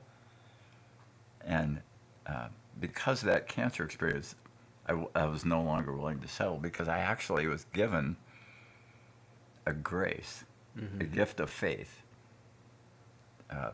in that moment that was a very Catholic experience now looking back, you know, being anointed with oil. And I wouldn't have called it that then, but so I started reading this book, and I got a couple other guys to read it with me. And we went through, and it has questions after each chapter, and we would answer the questions. First times through, it was like, tell us about your family. Did you have any dysfunction? And I'd say, well, I had 2 sisters. Yes. And the next day I go, yeah, me too. So we went through the book pretty fast, you know. Yeah. And then we got done. We all looked at it and went, we didn't answer the questions. Let's do this again. Let's open up. So we went through again, and it was like, yes, a little trouble with this or that. So at least there's a sentence there. But, you know, in the book, there was like this big wide spot to write. We were filling the spot. So, we're 3 typical Midwestern guys. You know, an Olympic gymnast, a stockbroker, and me, a pastor. And we're going through this book. And we usually had a 4th guy. But that 4th chair kept turning around. So I'll just say, mainly for years, it was those 3 meeting. And we went through the book for like 4 years, over and over, until we started saying real stuff about feelings. Wow. We were looking to find our feelings. Where's the switch for feelings? And when we turned it on, it was wild. It was like, oh my gosh, I'm on a bucking bronco. I don't like this. Wow. Yeah. You know, I'm going, woo, woo, woo. But we got him going. We tamed him a little bit. And our wives are going, I don't know what you guys are doing, but thank you. You know, so the Holy Spirit was doing the work. But when we kind of squeezed all the juice out of that book after 4 years, we kind of disbanded after that. And I found a retreat in Chicago that was recommended, actually by another couple on staff that found it, and told me, Brad, the way you're going, I think this would be good for you. And I went, okay. So I signed up for it, and it was a 2-year deal. And it was a lot like what happens at cloisters here in Nebraska. It was you know, at the cloisters, it's just all out Ignatian prayer, which it kind of was there, but they didn't call it that. It was more Anglican, and so they had a whole bunch of Catholic quotes though in the books and in the little readings, lots of handouts, and you can't get away from the Ignatian prayer, you know, when you really The wisdom of it. Yeah, yeah, and you know, it predates anything we could come up with. So I was going through that and going, oh, this is so good. And what it amounts to is group spiritual direction, which nobody in the church I was in had any idea what a spiritual director is. Everybody knows what the therapist is. You know, the secular therapist, they might be a Christian, but they're not spiritual direction. They're emotional health, mental health professionals. And they have a code of what your diagnosis is that they can give your insurance company. So I'm going to this basically spiritual direction for a group of 85 from around the country and the world, and it was really impactful. So I decided, I think I want to follow that. And I was learning meditation and prayer. I didn't learn adoration. That was just missing there. But there was imaginative prayer and stuff like that was getting close. And so, you know, I imagined a park bench on a beautiful lake with trees around it, blue sky, fluffy clouds, and Jesus sitting on the bench and me leaning on his chest, you know, like the beloved disciple, and just hanging out there with him. You know, just there were some great things that came from it. but it ended, and I thought, I can't get this. I'm driving 500 miles to get this, from Lincoln to Chicago, over and over and over. And I thought, there's nowhere in Lincoln I can get this. Little did I know. It's happening every Sunday in my neighborhood. But I didn't know, and so kept going there. And then I decided to become a spiritual director myself, like these Protestant people were that helped me. So there's schools for Protestants who want to be spiritual directors. And I went to this school for 2 years on Zoom. The people were in Canada that taught it, older couple. And things started happening there where they would give us verses to read every day, verses of the day. It turns out they used the Franciscan Book of Prayer, not the Anglican Common Book of Prayer. So I was watching EWTN Mass to see what that was about. And I go, oh my gosh, these match the verses that I'm using for prayer meditation in my spiritual direction training. Wow. There's another thing Catholics are doing that's killing it. It's like, Jesus just kept piling brick on brick on brick. And so that was interesting. And suddenly the Mass started making sense to me. And I started hearing from some of the famous converts, Scott Hahn and some of the others. It seems like all the really great teachers right now happen to be Protestant converts, especially Calvinists. It's like, wow. So I'm listening to these guys telling their stories, and it's really having an impact. And so as I got to a certain point, I decided to quit looking at the pamphlets we had that said how bad Catholicism was, written by Protestants. And they would have like a verse that says why that's wrong. That they would find a verse that sounds like the opposite of what, whether a doctrine the catechism would have. But there wasn't anything but just that one verse, and if you read it, it's like cut it out of the page and paste it there. That's kind of how they defeated Catholic doctrine. So I decided, you know what? And this was definitely a lawyer move. I wanted to read only original documents and not commentary. So it'd be like saying, I want to read the Constitution, not what some judge said about it. So I found out you can go on the internet and get stuff out of the Vatican that's ancient. You can look at the writings of Ignatius of Antioch, who took over the church from like John, and you go, holy smokes, this is the next baton pass, the very first. And so I'm reading all these letters he's writing on his way to Rome to be martyred. And it was original stuff. And I thought, where did this come from? I thought our Bible barely made it here in tatters from fragments, that was dug up, and then these Dead Sea Scrolls were found, and that's really all we've really got, and everything else is just foggy and up for grabs.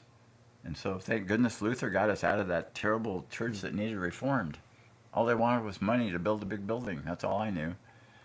And they were selling prayers to build this building in Rome. It sounds terrible. I'm glad we're not them. And I started reading the original stuff, and like the quotes, it was just great. And I was reading an original. I'd worked my podcast I was listening to was church history from a Protestant. And he goes, now I got to tell you, I'm telling you from a Protestant point of view how these things are working out. And after a while, I started catching where the differences were because I was reading the originals. And I finally got all the way, I read the early church fathers and then the desert fathers. And then I got to the, Augustine on. And I didn't read any Aquinas even yet. There's just so much to read. But I got up to the Reformation, and I thought, I've read the 95 Theses, and I couldn't understand most of them because it was just so weird stuff. It was church protocol kind of stuff that was being talked about. And I pull out the Council of Trent, word for word, read it. And I'm reading this in my kitchen. I get up at 4, I light a candle, I have these devotions. I have been doing this for years as a Protestant. And I started reading the Catechism, and I get the Council of Trent, and I'm in my kitchen, I'm reading along, And I'm reading, if you believe, X, you're anathema. If you believe Y, anathema. If you believe Z, you're anathema. And I'm reading that, and I just thought, oh my Oh gosh, no. I'm a heretic. It wasn't Catholics are different. It's I'm a heretic. And there's a Seinfeld episode where this lady makes him wear a pirate shirt when he goes on Puppy TV. shirt. Yeah. I was like, I don't want to be a pirate. Like I don't want to be a heretic. Yeah. And I'm sitting there as a Berean pastor, a Baptist type pastor, going, I have got a big problem. It's like I'm wearing the wrong. You knew I'm in then. a Confederate Army, uniform on the wrong side of the battle. Wow. And I thought, oh, golly, now what? Because my pay, my friends, I'm in a bubble that I don't know a Catholic. I don't know a single Catholic person, really, as a friend or even, I had neighbors from St. Joe's who were very kind. But, the thing about the kind neighbor, they were the most kind of anybody in the circle. They would come over and do our sidewalk when I was really sick and stuff like that when it snowed. But I've known Mormons that would do that too.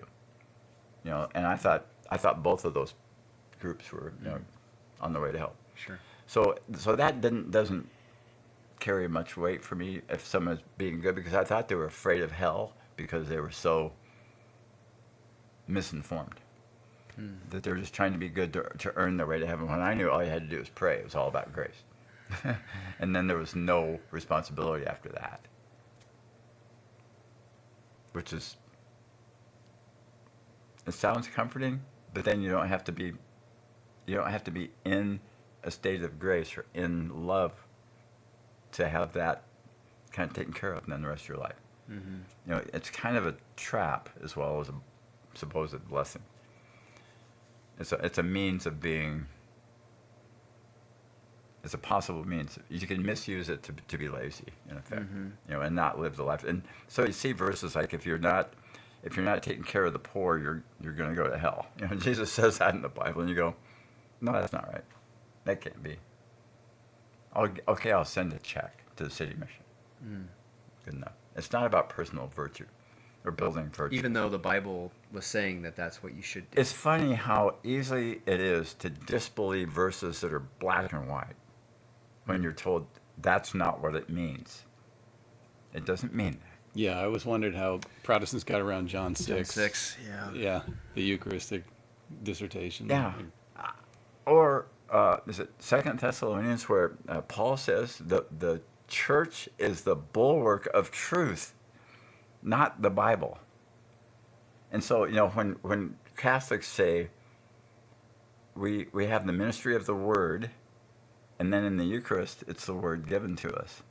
And so we're people of the Word, of the man. And when Protestants say I'm a person of the Word, they mean the printed book. The book. The book. The Catholics put together. So, and they would say, we don't worship the book. Yeah. And I'd say, darn close. Because there's nothing beyond the book. The Holy Spirit's beyond the book, but there isn't a chain of command. When I met Father Redinger, he was new to St. Joe, and he was right out of seminary. And he was brand new, and we were brand new. So we made an appointment and said, you know what? We're brand new. You're brand new.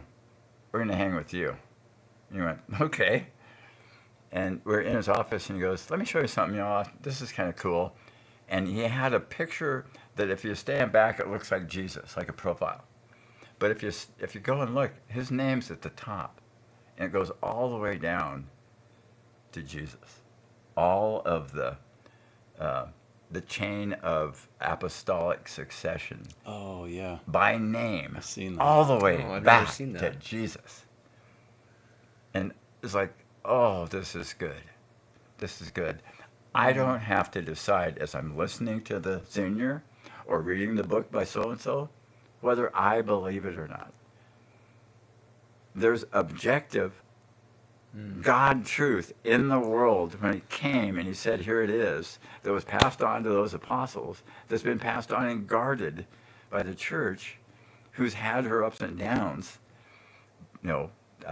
selling prayers and things that weren't great. But and the other thing, I didn't know there actually was reform. I thought, wait a minute, they reformed? And they fixed a whole bunch of stuff. Well, why didn't Luther come back? I don't know. It's too late. He just didn't.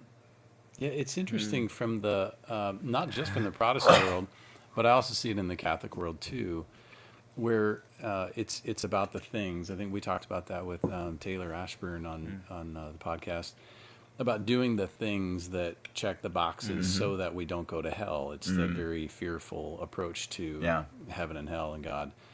But the reality is, as you learned, and I think all of us here know, is like it's about relationship. It's about friendship with God. That's like even the concept of heaven being, well, if I can attain that, what do people think heaven is? Yeah, it's a place. It's a relationship. Yeah. It's eternity with God. Yeah. So, like, if you don't have a relationship, what do you think it's going to be like when you get to eternity of a relationship? Yeah. And that's what hell is the absence of that relationship. So, heaven and hell is about relationship, and we're invited into that relationship now. Yeah, I'm probably a terrible example of a Protestant, but for me, heaven was the absence of hell. Yeah. I feel like I kind of knew a little bit more about hell than actually what heaven was. You're more focused on hell. Yeah, because hell is painful burning, and that doesn't sound good. So I know what I don't want. I'm not really positive about heaven, but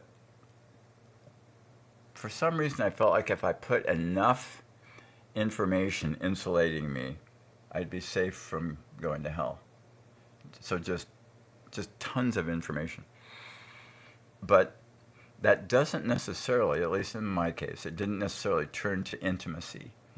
And so as I've been on this search for intimacy, which I'll never satisfy the desire, we're restless until we find our rest in God, and I'm restless. I'm so hungry for God. I'm so hungry for the Eucharist. I go to Mass every day. I'm really hungry for intimacy with God because I want to be ready to meet him when I meet him. I want it to be my most beloved that I see, and that's where that's why I'm motivated. And I know from searching kind of everywhere for a while that the Catholic Church can help me the best with that. The actual answer to my question of how can I fall the most deeply in love with Jesus, it's in the Catholic Church. And it has some to do with the mystics, some to do with just basic Catholic doctrine of the motivation of Jesus to go to the cross was love. The motivation of the Father to forgive was what a perfect gift of love was given.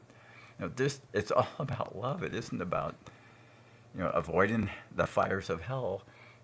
And the absence of God is not what I want. I want to be with him because I love him. I want to be with Nancy because I love her. Yeah, that's the beatific vision, is to see the face of God. Like that's what heaven is. Yeah, why do you want that? Right. Well, because that means I'm not in hell. Yeah, that's... No, wait a minute. I want that because it's the most beloved person in the universe. That's like saying I want to go on a date with my wife because I don't want to be at work. Yeah, Like, right. That doesn't make your wife feel very special. Yeah, and, these contrasts I keep drawing are probably exaggerations, but honestly, my search for who can help me have the most intimate love for God, I've been searching for that since 2014. Last day of February, 7th day of March. Those are the dates in 2014 when I had the visions, and I've been searching really hard ever since. And since Easter, it was really before that. I'd done so much study that when I went to, I keep saying RCIA, but it's OCIA. When I went to that, I felt like I was a little bit in kindergarten. But it was good because I was learning things about the social parts of the church, that the local parish stuff, which is good. So I was kind of being invited into the family, and it felt like about 9 months. I think it was really only about 7. But I thought, oh, I'm in the womb. I'm going to be born. That's why it's taken so long. It feels like it's taken long. And I was waiting for the Eucharist. It was killing me. And then Father Edinger actually was the person who handed me the cup first, and so that was my first communion at Easter. And it was so great that basically, since not this Easter but the one before, since that day, I've been in church every day except for some really extreme reason in the morning. So you and I have a mutual friend he was a Protestant pastor and converted to Catholicism. And I remember him and I talking about this maybe 4 or 5 years ago, that he said, Jonathan, I can't get through a Mass without crying.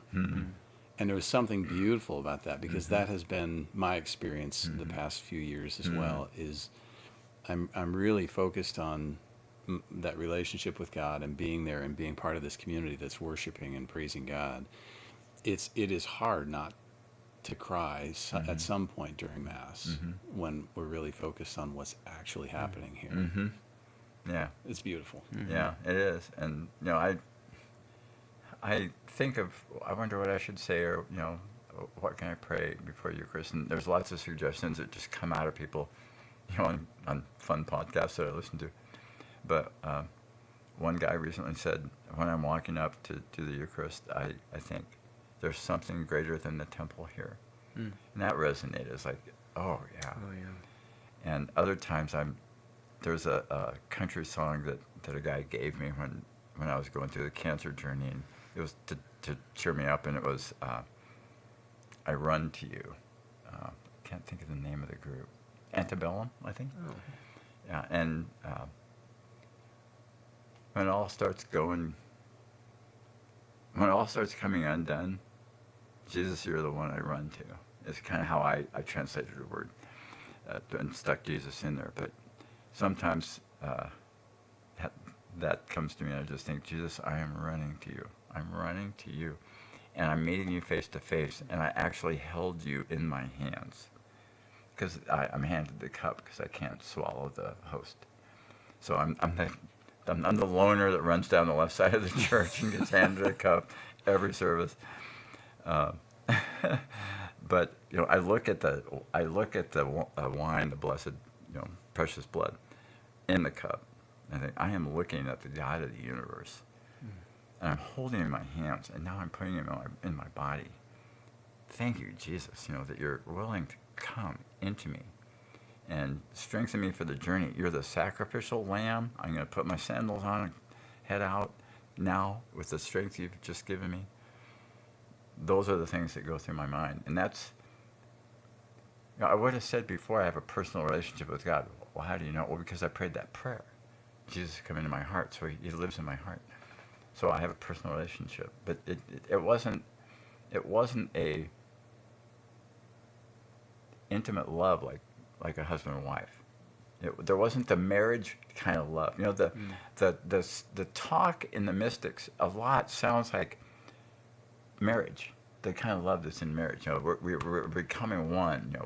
We become one flesh, kind of a thing. It's that intimate, and the Catholic mystics have helped me get there, and the Catechism, and just the liturgy and the Mass. All those things are answers to that primary question, and they're not just answers; they're real life, alive sacraments.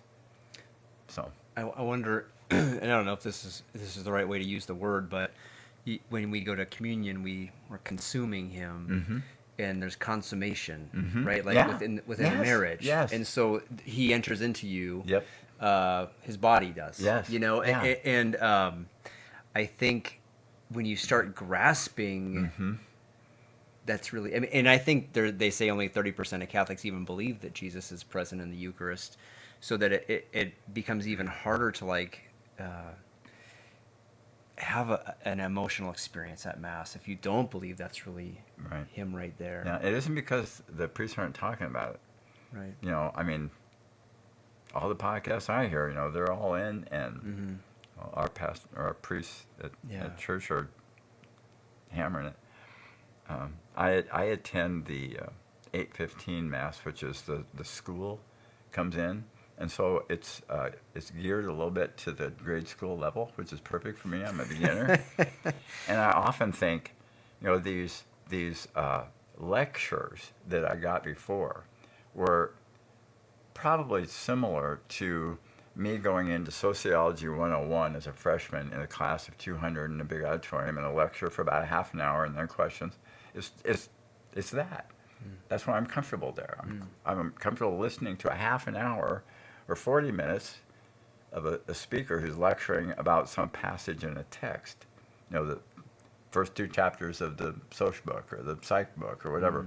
So that kind of lecture of a professor I was comfortable with, and that's why I kind of like the mega church model.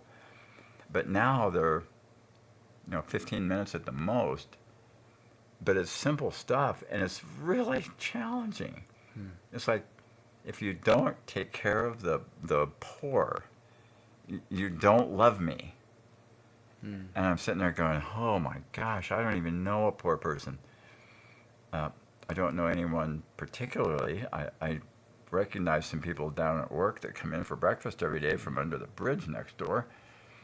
And, and I give money there and to other stuff that handles poor people, but how do I roll up my sleeves on that one? And I never would have thought that before. Like my job's to preach and teach, and I'll teach stuff, and then those people will go down and volunteer, and that was okay with me. So that's why I say I was probably a terrible Protestant, but That makes me think when you talk about that's an uncomfortable experience to like go out of your comfort zone and to kind of minister to people on the street or whatever situation. And it brings me back to what you said earlier about the way that they design, like a Protestant church would be designed to make you feel comfortable. Like there's this kind of thread that runs through it that to stay comfortable. And so once you step out of that, like you had the experience of your throat, you're going through cancer, you were convinced you were going to die. I mean, that's uncomfortable. And that's where God met you. Like God was meeting you when you were not comfortable. Yep. And so, and he challenged, I mean, you read the Gospels and it's challenging. Like the young man who had to leave everything he had to follow him to be perfect. Like everything is very, he challenges you to be, to live in the uncomfortable zone, I guess, if you will. That's a really good point, and I feel like I had to go through that. Like the person that was a pastor, if you're a pastor in a church like that, and you go to Catholicism, I'm pretty sure I'm a canceled person. Like there's no people wondering around the coffee pot. I wonder how Brad's doing now. That's not probably a deal, and it's just it's a sad thing because I have found so much answer to hungers that I had that I just figured those will never be satisfied. And it was because I was living in a world where there's no sacraments. There's no grace that can be provided to me materially in this world, in my life today. It all happened, the day I prayed that prayer when I was 15, reading in bed. And that's kind of it. And the other thing is, there's a kind of a distrust of anybody that says a miracle happened. Say, oh, I doubt it. You kind of think, unless it's proven by 15 scientists from NASA, I'm not going to believe you.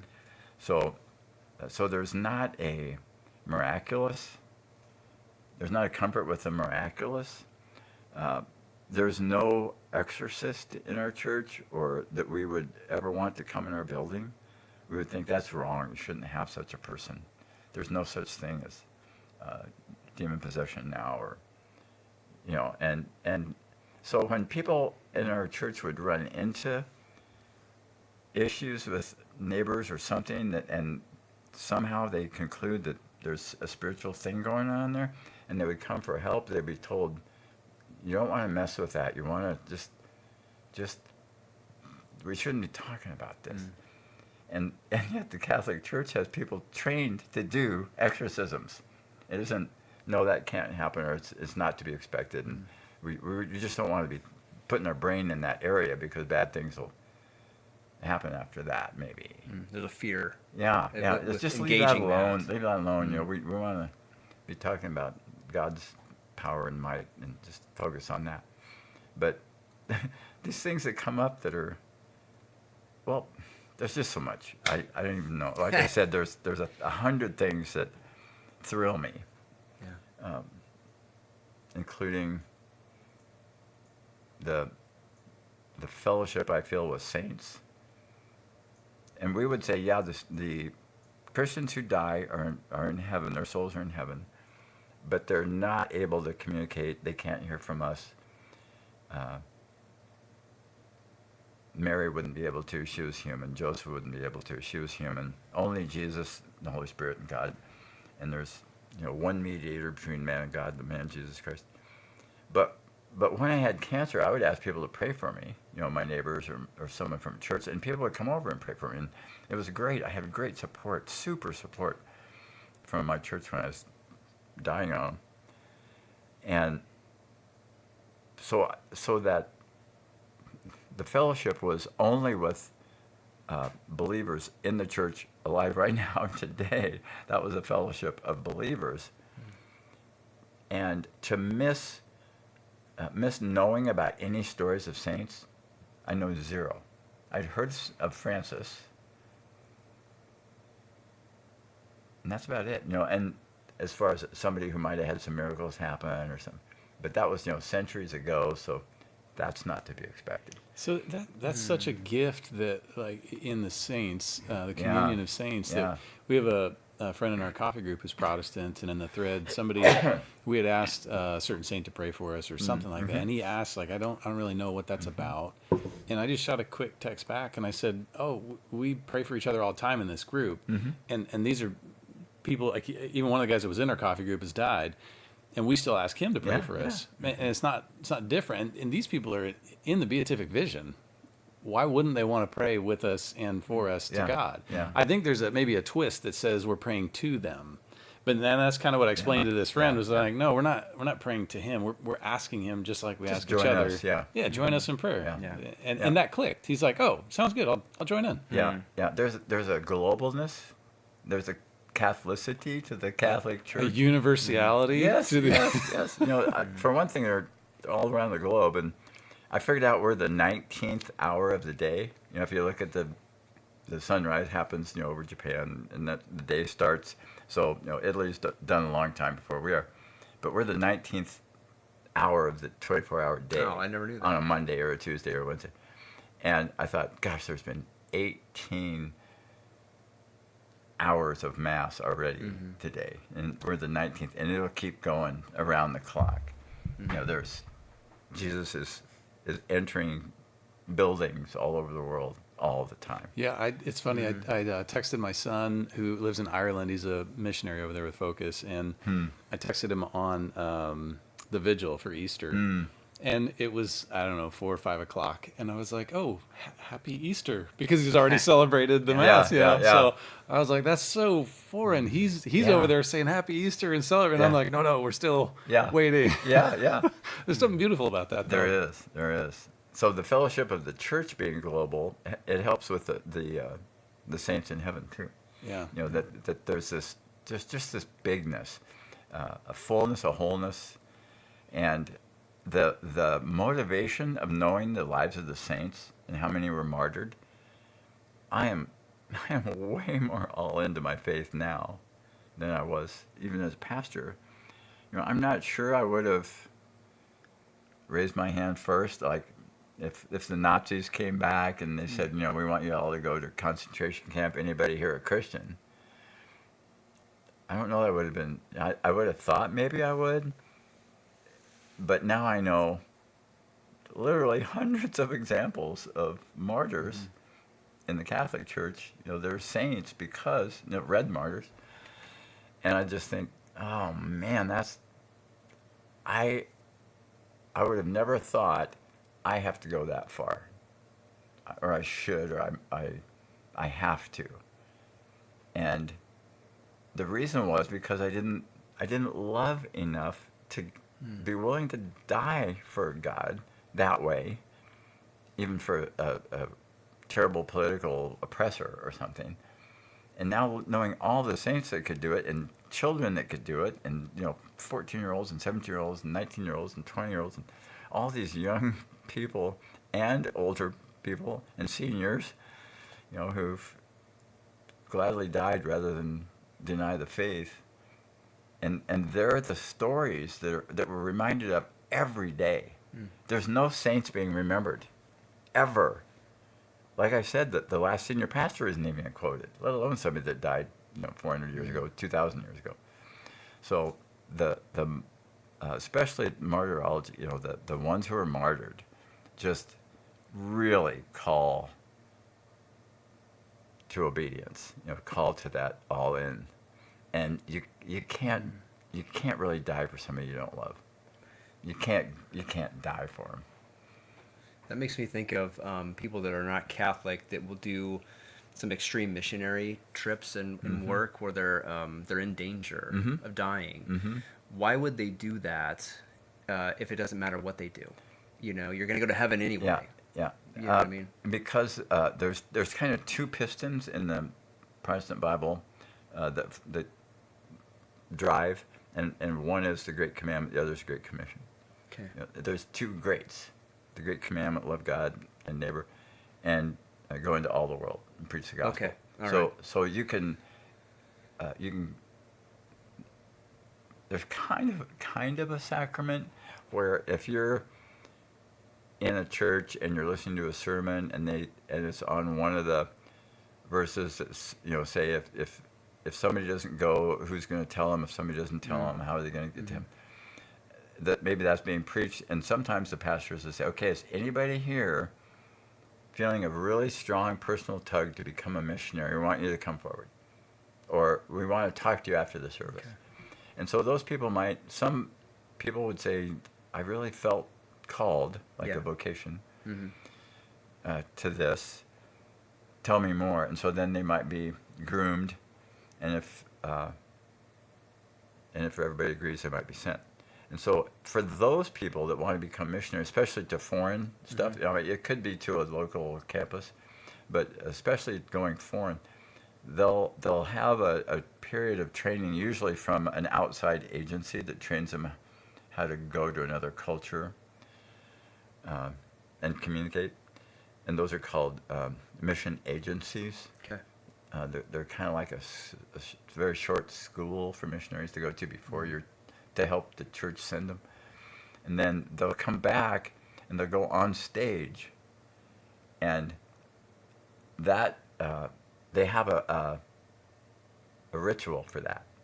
They don't have very many rituals. There's baptism, but it's only symbolic. There's communion, it's only symbolic. Nothing's happening.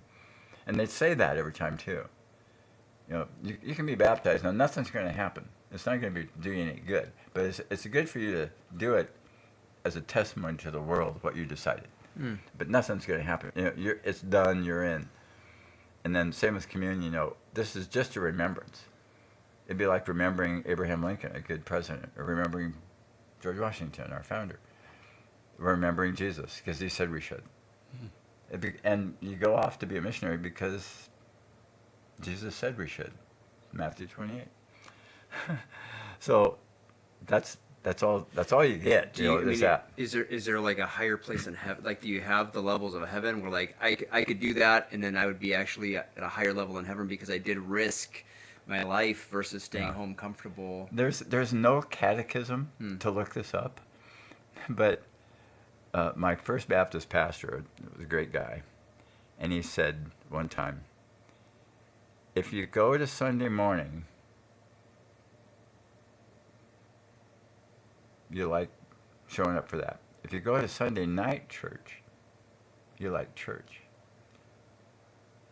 If you go to Wednesday night, meeting, you love Jesus. So So there's kind of that, but that's not something that's taught. It's just kind of said as humor, kind of, but not really. how many pieces of flair do you have on? That'd be a similar example. Yeah, Maybe you don't recognize the reference, but it's an Office Space. Was Office Space? Was it Office? No, Office Space. Office yeah, Space, yeah. where she. Okay. Well, Never and mind. then there's I'm derailing. Thank you so much for my train of thought is really weak as it is. No, that was unfortunate. I'm sorry. That's okay. Been there. We need humor. The thing of like offices, like if you're an attendee, that's one thing, and if you're a pastor, that's more commitment. But if you're a missionary, that's even more. So we want to bring you up on stage and pray on you, and they would say, hey, is anybody on the board of elders, if they're here, come up on stage right now and put your hand on this person. I'm going to pray for them. The senior pastor might do that. And so missionaries get to have a prayer before they're sent to wherever, Thailand or somewhere. And I remember my wife sitting there. She had just passed her realtor's exam. She got a job. She was going to sell houses for a while. And she said, I prayed about this. I felt called. And now I'm doing what I felt exactly God wants me to do. Why can't I go up there and be commissioned to do my vocation? Why do the missionaries get that? Because there's this unspoken code that, attendees are one thing, pastors are something better, and missionaries are the best. Interesting. It's just a cultural code of Protestants. Yeah. What's interesting to me, we've been interviewing people, and I'm hearing this very common thread that, and for you, it was on what you thought was your deathbed, but you had a very existential experience and encountered God, or whatever that vision was. Yeah. But it took, what I heard is it took humility on your part of admitting, I don't think I actually love you. Yeah. Like I wanted to say that I did, or to It took posture. revelation. Yeah. It took actual revelation. Yeah. Like And scales came off. It was like, oh my gosh. because of that humility, and I even hear that, like you admitted it there, and then even when you got into that book and you said, yeah, we went through it, but we weren't honest. There was it was more humility on your part that God then blessed to where intimacy requires vulnerability, and vulnerability requires humility. And you've done those things, and God has blessed you with an intimacy now in the fullness of the faith because you went through that experience. I think we're all offered those throughout our life. And I'm guessing that you were along the way, and you just didn't see it, didn't hear it, didn't want to hear it, whatever it was. Right. I know I was, but eventually I heard the voice of the Good Shepherd, and I responded to it. And that's what I hear in that story from you, is that you kind of laid down your pride and you said, yeah, I don't know you. I don't love you. Yeah, it was embarrassing to think that I didn't love my wife. I didn't, not all in, all out, or really my dog or my kids or, anybody. It was really convicting. It was revelation because it was so clear and it was so true. It was truth that was undeniable. And so I don't know. I'm not sure it's humility that made it be received, but it was just true, and there was no wiggle. There was no way to argue my way out of it. So when you joined the Catholic Church, I know that there's a lot of ties that were severed. You kind of referenced it earlier that they just don't talk about you anymore at the Berean Church. Not, yeah, maybe not. I've gotten one call from staff and one call from an attendee in the last 2 years. Did with Nancy, was she on board with you converting? She was. Yeah, that's a great part of the story. Nancy is an introvert, and when we first started in the megachurch, they had just an organ on stage and no band or anything like that. But their children's program was really good, and so since our toddlers were happy and they weren't they didn't even want to leave the room when we came to get them. They were so into the drawing the pictures and stuff that we thought, okay, if the kids are happy, we'll stay here. Well, then within weeks, the organist rolled off the stage, and all of a sudden we had a band and drums and guitars, and pretty soon there was, chest thumping music, and we went, oh my gosh, this is great. We picked the right church.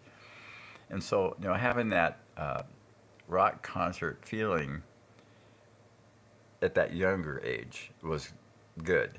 But as we aged, both of us wear hearing aids now, and so we have a little bit of trouble hearing. And as I got more into the mystic side of things, I became more in agreement with Nancy that, it'd be great if we could go in and it was silent and we could prepare ourselves to be with God.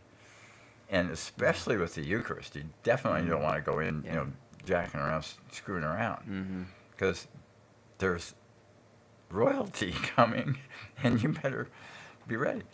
So you don't have that royalty that's coming feeling at the other church, but we wanted to be close to God in a reverent way. And so she started really not liking the decibel level. Oh. And she asked way before I decided I didn't want to be a pirate. Way before that, she said, if you ever don't work here, could we go to somewhere else? And she was probably thinking some more liturgical church, even if it was Protestant, that was more quiet and reverent, and not the loud music. And I said, oh, sure, but I didn't think we'd ever do that because I didn't ever think we'd leave. But I said, sure, honey, whatever. Well, while I was going in my studies and learning about silent prayer and centering prayer and all these reverent ways to be close to God, she'd wanted that all along. And without talking to me, somehow she decided to go to St. Joseph's Parish by herself. I don't even remember when it happened. It might have been maybe it was a Saturday, 5 o'clock. I don't know, or 4:30. Maybe she went to that one, but she came back and she didn't say anything. I didn't know she went. And as I got closer to my date of resigning, because I had to resign because of health, I was getting sick and getting pneumonia all the time, and that's kind of under control right now. But at the time, it was just out of control. My health wasn't, so I needed to resign from full time for sure. Plus, truth be told, I didn't want to be a heretic anymore. And so my health was great. It gave me this obvious reason why I couldn't work full time at church, and part time at church doesn't actually happen, even though if you agree to it, it's going to be full time in a way. Anyway, especially for a guy who's been a pastor. So I just said, that's it. I hadn't planned on never going back necessarily, but Nancy said, okay, it was, I think, July 2nd in 2023. And I drove out of the parking lot, and I felt really free to do anything I wanted to after that, but I kind of thought we'd find a church somewhere. And Nancy said, okay, I want you to go with me to church, because there's this neighborhood church that's really, really great. I think you're going to like it. It was St. Joe's. Wow. And so I went, and it was silent before the service, and it was beautiful with all the stained glass. And the service was, I was used to watching EWTN's Mass every day at 7 for like the last year and a half. Oh, so I knew how the Mass went. Okay. I didn't know how to respond, in person, so I didn't have all the responses, but I knew how it would go pretty much. And so I wasn't put off by it, but just the atmosphere, the sense of a presence of God, and not being fully developed in the tabernacle understanding, but now, okay, that's why. But just feeling it and knowing it without knowing all the details, and then kind of letting that grow. And Nancy and I have loved it because she's happy and I'm happy. And the other thing that's been great is it's been like a marriage retreat weekend every service, because when I would go to church, it was like putting on my overalls and going to work. So I was teaching baptism class or counseling with somebody or being in the service. You're supposed to go to a service and then do your teaching and do the other stuff. So it was always stuff I had to do by myself. Nancy, we weren't team teaching anything. So I take that back. We were team teaching in a couples class where we were one of the presenter couples, but that's it. So the strict pastor stuff, I was always doing that. So she was alone, like all of our church life for 20 years. You know, we didn't sit next to each other and go to worship very much. You know, we were in separate hours, and Nancy was bringing the girls, and maybe they would go to the college group. You know, so we just kind of became fragmented more and more. So when we started going to St. Joe's, which she asked me to go before that day, and I said, no, somebody might see me there. So I knew she attended a Catholic church and wanted to go, and then when I retired, she said, now you have to come with me. But before that, I said, there's no way somebody's going to know me. And we went to St. Joe's, and there was nobody there that knew me. And I've lived here all my life. But that tells you how tight of a bubble you can live in when you're, you know, First Baptist to Berean is the same DNA of baptism or a Baptist belief. So turns out we didn't know a soul, and we were going together.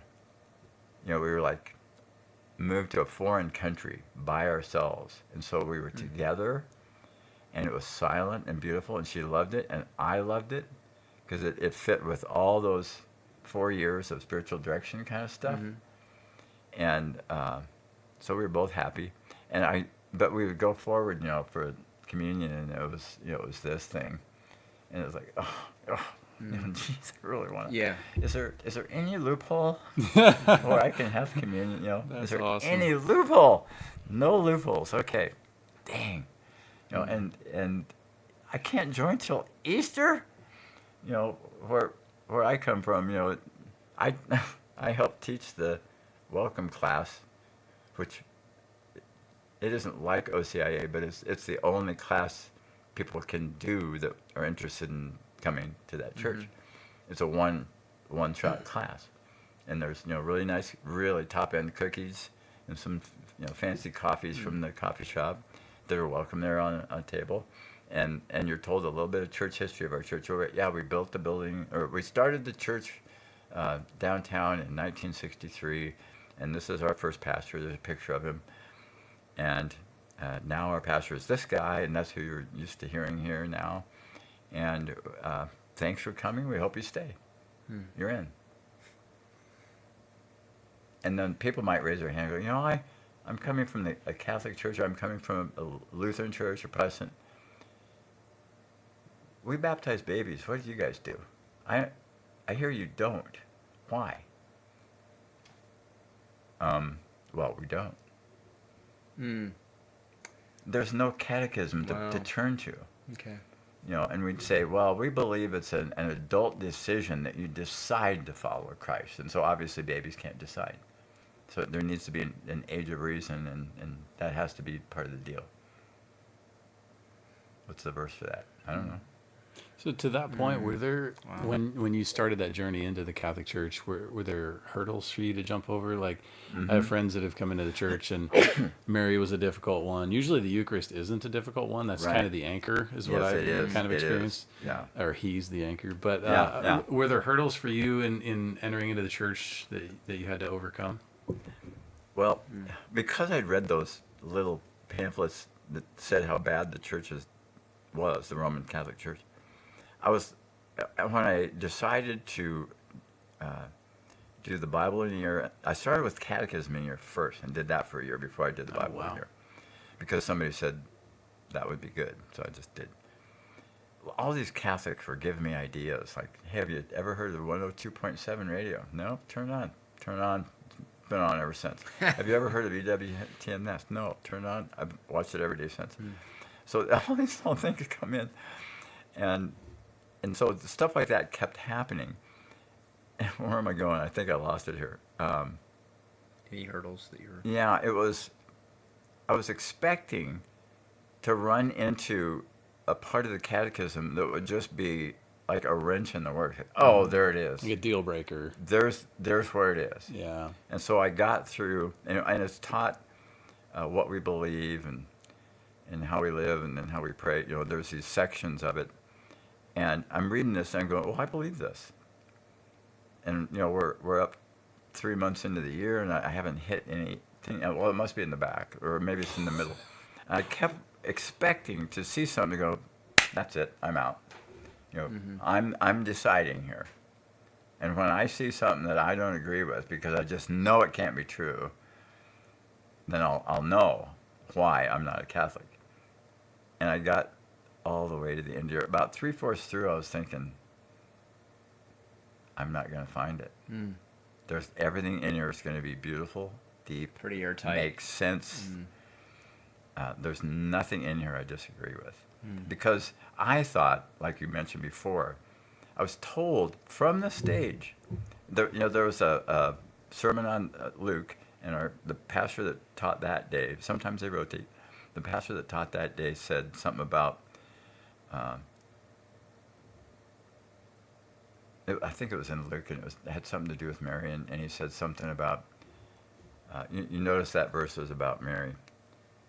Well, at least we don't worship her like some people do. Oh. And the eye roll, and then right back to the words of the next verse.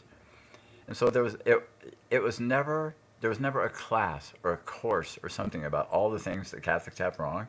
It was just little darts like that.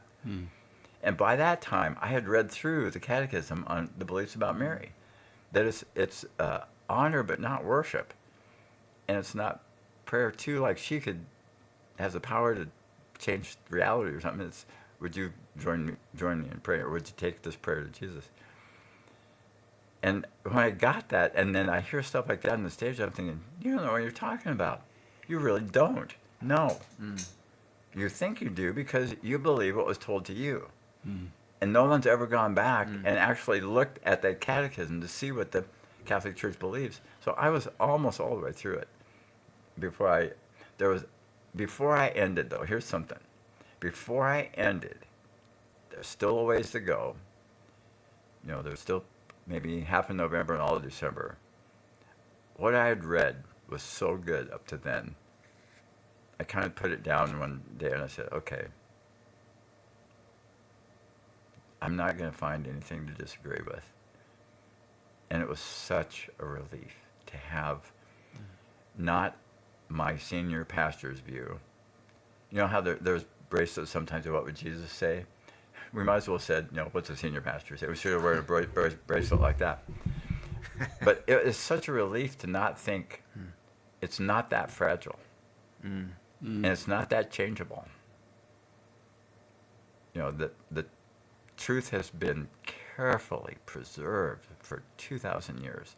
And you can read, what the very first, you can read what the disciples wrote, and then you can read what others wrote that were eyewitnesses. And then you can read the very next people they trained, and the very next people, all the way to today. It's in the Vatican Library.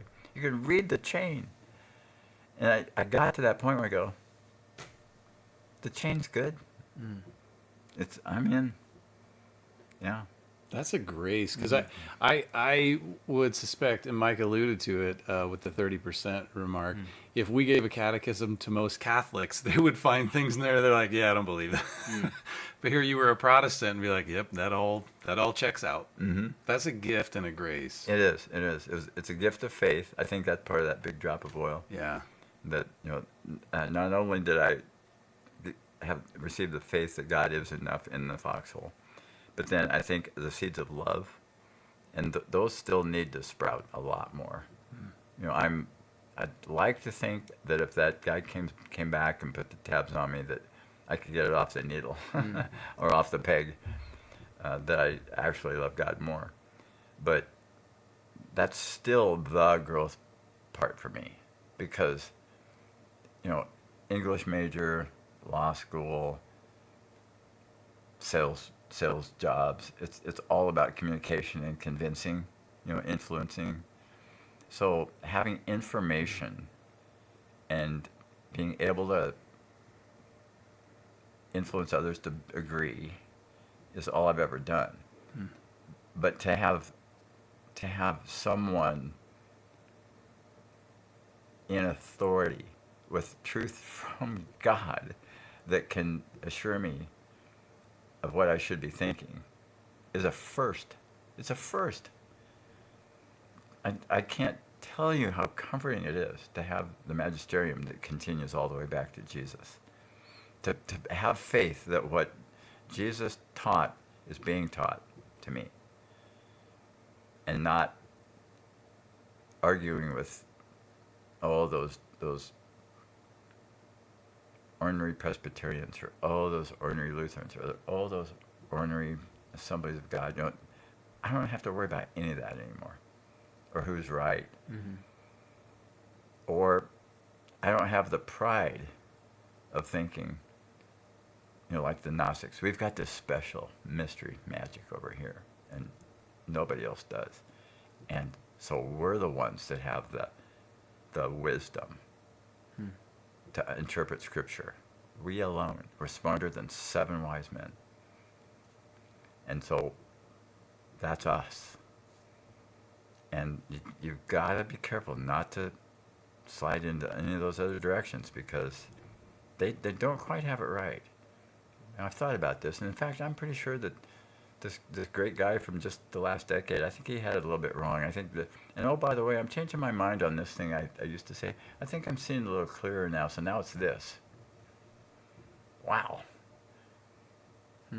I love how you talk about like the catechism did you listen to the audio catechism in the year? Yeah. So Jeff Cavins is a convert. Yeah. Amazing convert. Yes, and yes. so to have him walk you through it is also very powerful. Yeah.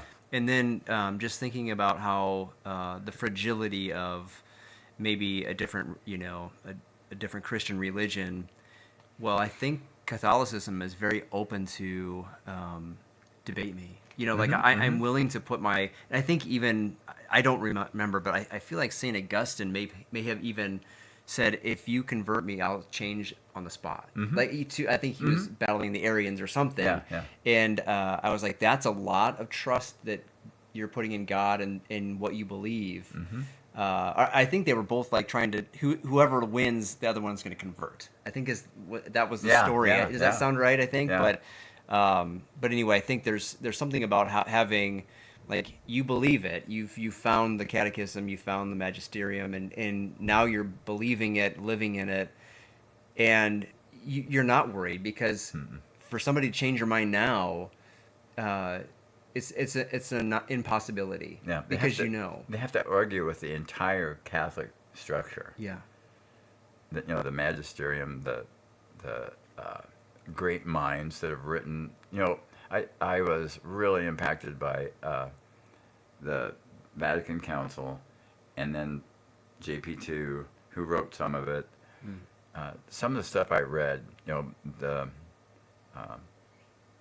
it Paul VI that wrote about the body? You mean AVT? Yeah, a shorter version. Then there's this long, 24 sessions from John Paul II about the same thing. And I was reading those things and just going, oh my gosh, just blows away anything I've read. So just the brilliance of the writing and just the truth of it, resonating with the Holy Spirit in me, it was just undeniable. I just thought, this is it. There's no question. This is it. And so, and it's not novel. It's just stated so well. Because I've read a lot of the history too. And I'm not some genius student, but I just can read. I can read English and understand it. So, and it's just handed to you by the internet now, which is awesome. And so, one thing that I was told through some of the reading and some of the podcasts was that when Vatican II happened and the reports came out and nobody really read the reports, they just came, especially Americans, came up with this idea that, well, now you can do anything you want. That was my generation. I'm born in 54. Vatican II happens in the early 60s. So I'm growing up with the Catholics at the same time. That I didn't know any, but they were having, Pepsi and donuts for communion to be cool and bringing guitars in. And it's kind of like, what was it, balloons and banners? I think Bishop Barron calls it, Yeah. that period. And so terrible catechesis, none. Nuns quit wearing the habits and quit teaching in the Catholic schools, and all this stuff happened.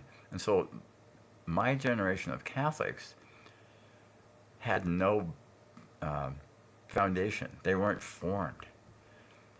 And so they finally come along and maybe have a divorce or some lose a child, something, and the faith isn't going to help them much. And so they come to a Protestant service where it's very emotional, maybe some songs, and the people on stage are kind of going in some almost a trance, because they are singing the same phrase over and over. And you get into it and you think, this is it, I found it. This is so much better than that Catholic stuff that was boring. And that liturgy I didn't get. And so the fact that they weren't formed, it's almost like, bad Catholics convert to Protestantism. But good Protestants who really go deep become Catholic. So I feel like now, and I pray this for my family and for friends that I remember, that if they would do the homework, and I'm not saying it's the human mind is the answer, but if they would really do the homework and look at the originals, the original first baton pass, those first bishops, and then the second, and then the third, and then read the church fathers, and then the desert fathers, and then realize from the Reformation that the reforms were made, and that got us, there's course corrections have happened all along the way.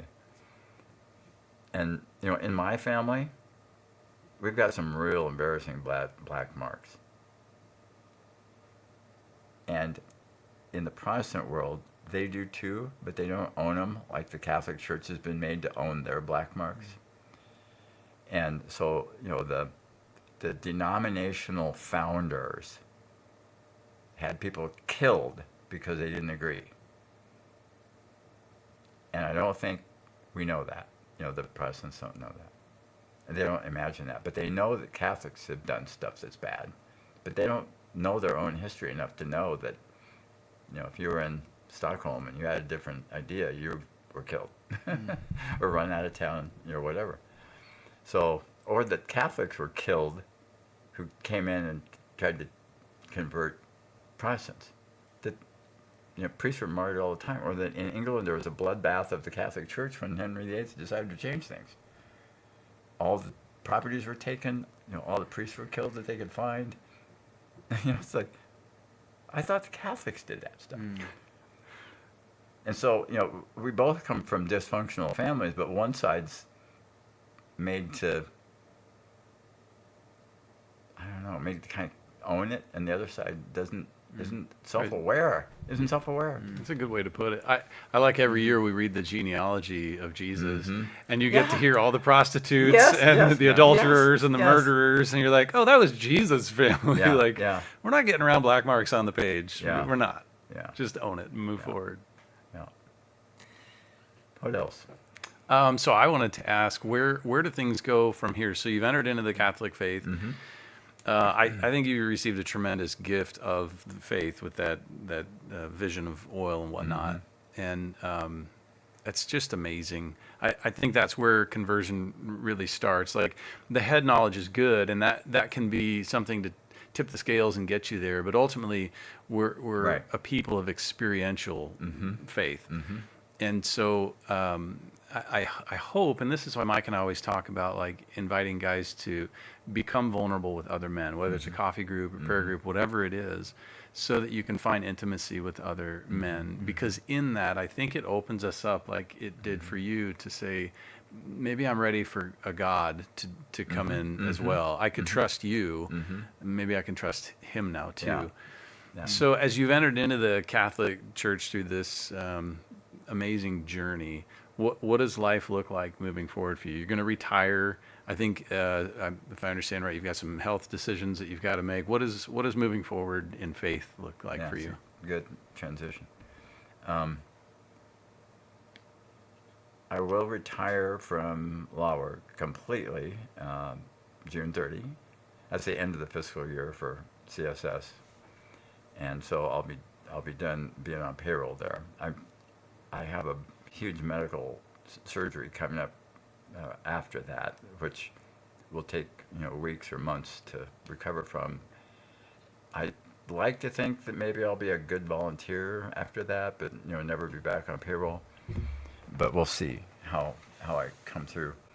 The radiation that I had cooked my throat, so to speak, and radiation has an effect of kind of turning your flesh into wood over time. So I've got a really hard side of my throat here, and your muscles, when you swallow, is kind of that peristaltic motion, so the food is ushered down to your stomach, and my muscles don't work like that anymore.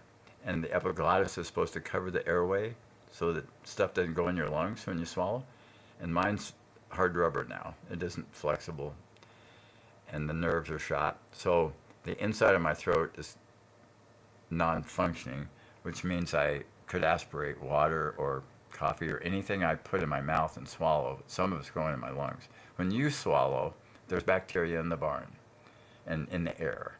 And when you swallow, it goes in your stomach, and that stomach acid kills it.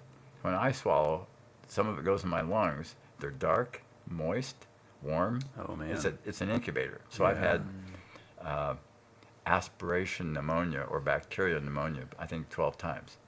So if I keep doing that, my lungs will give out and they'll die.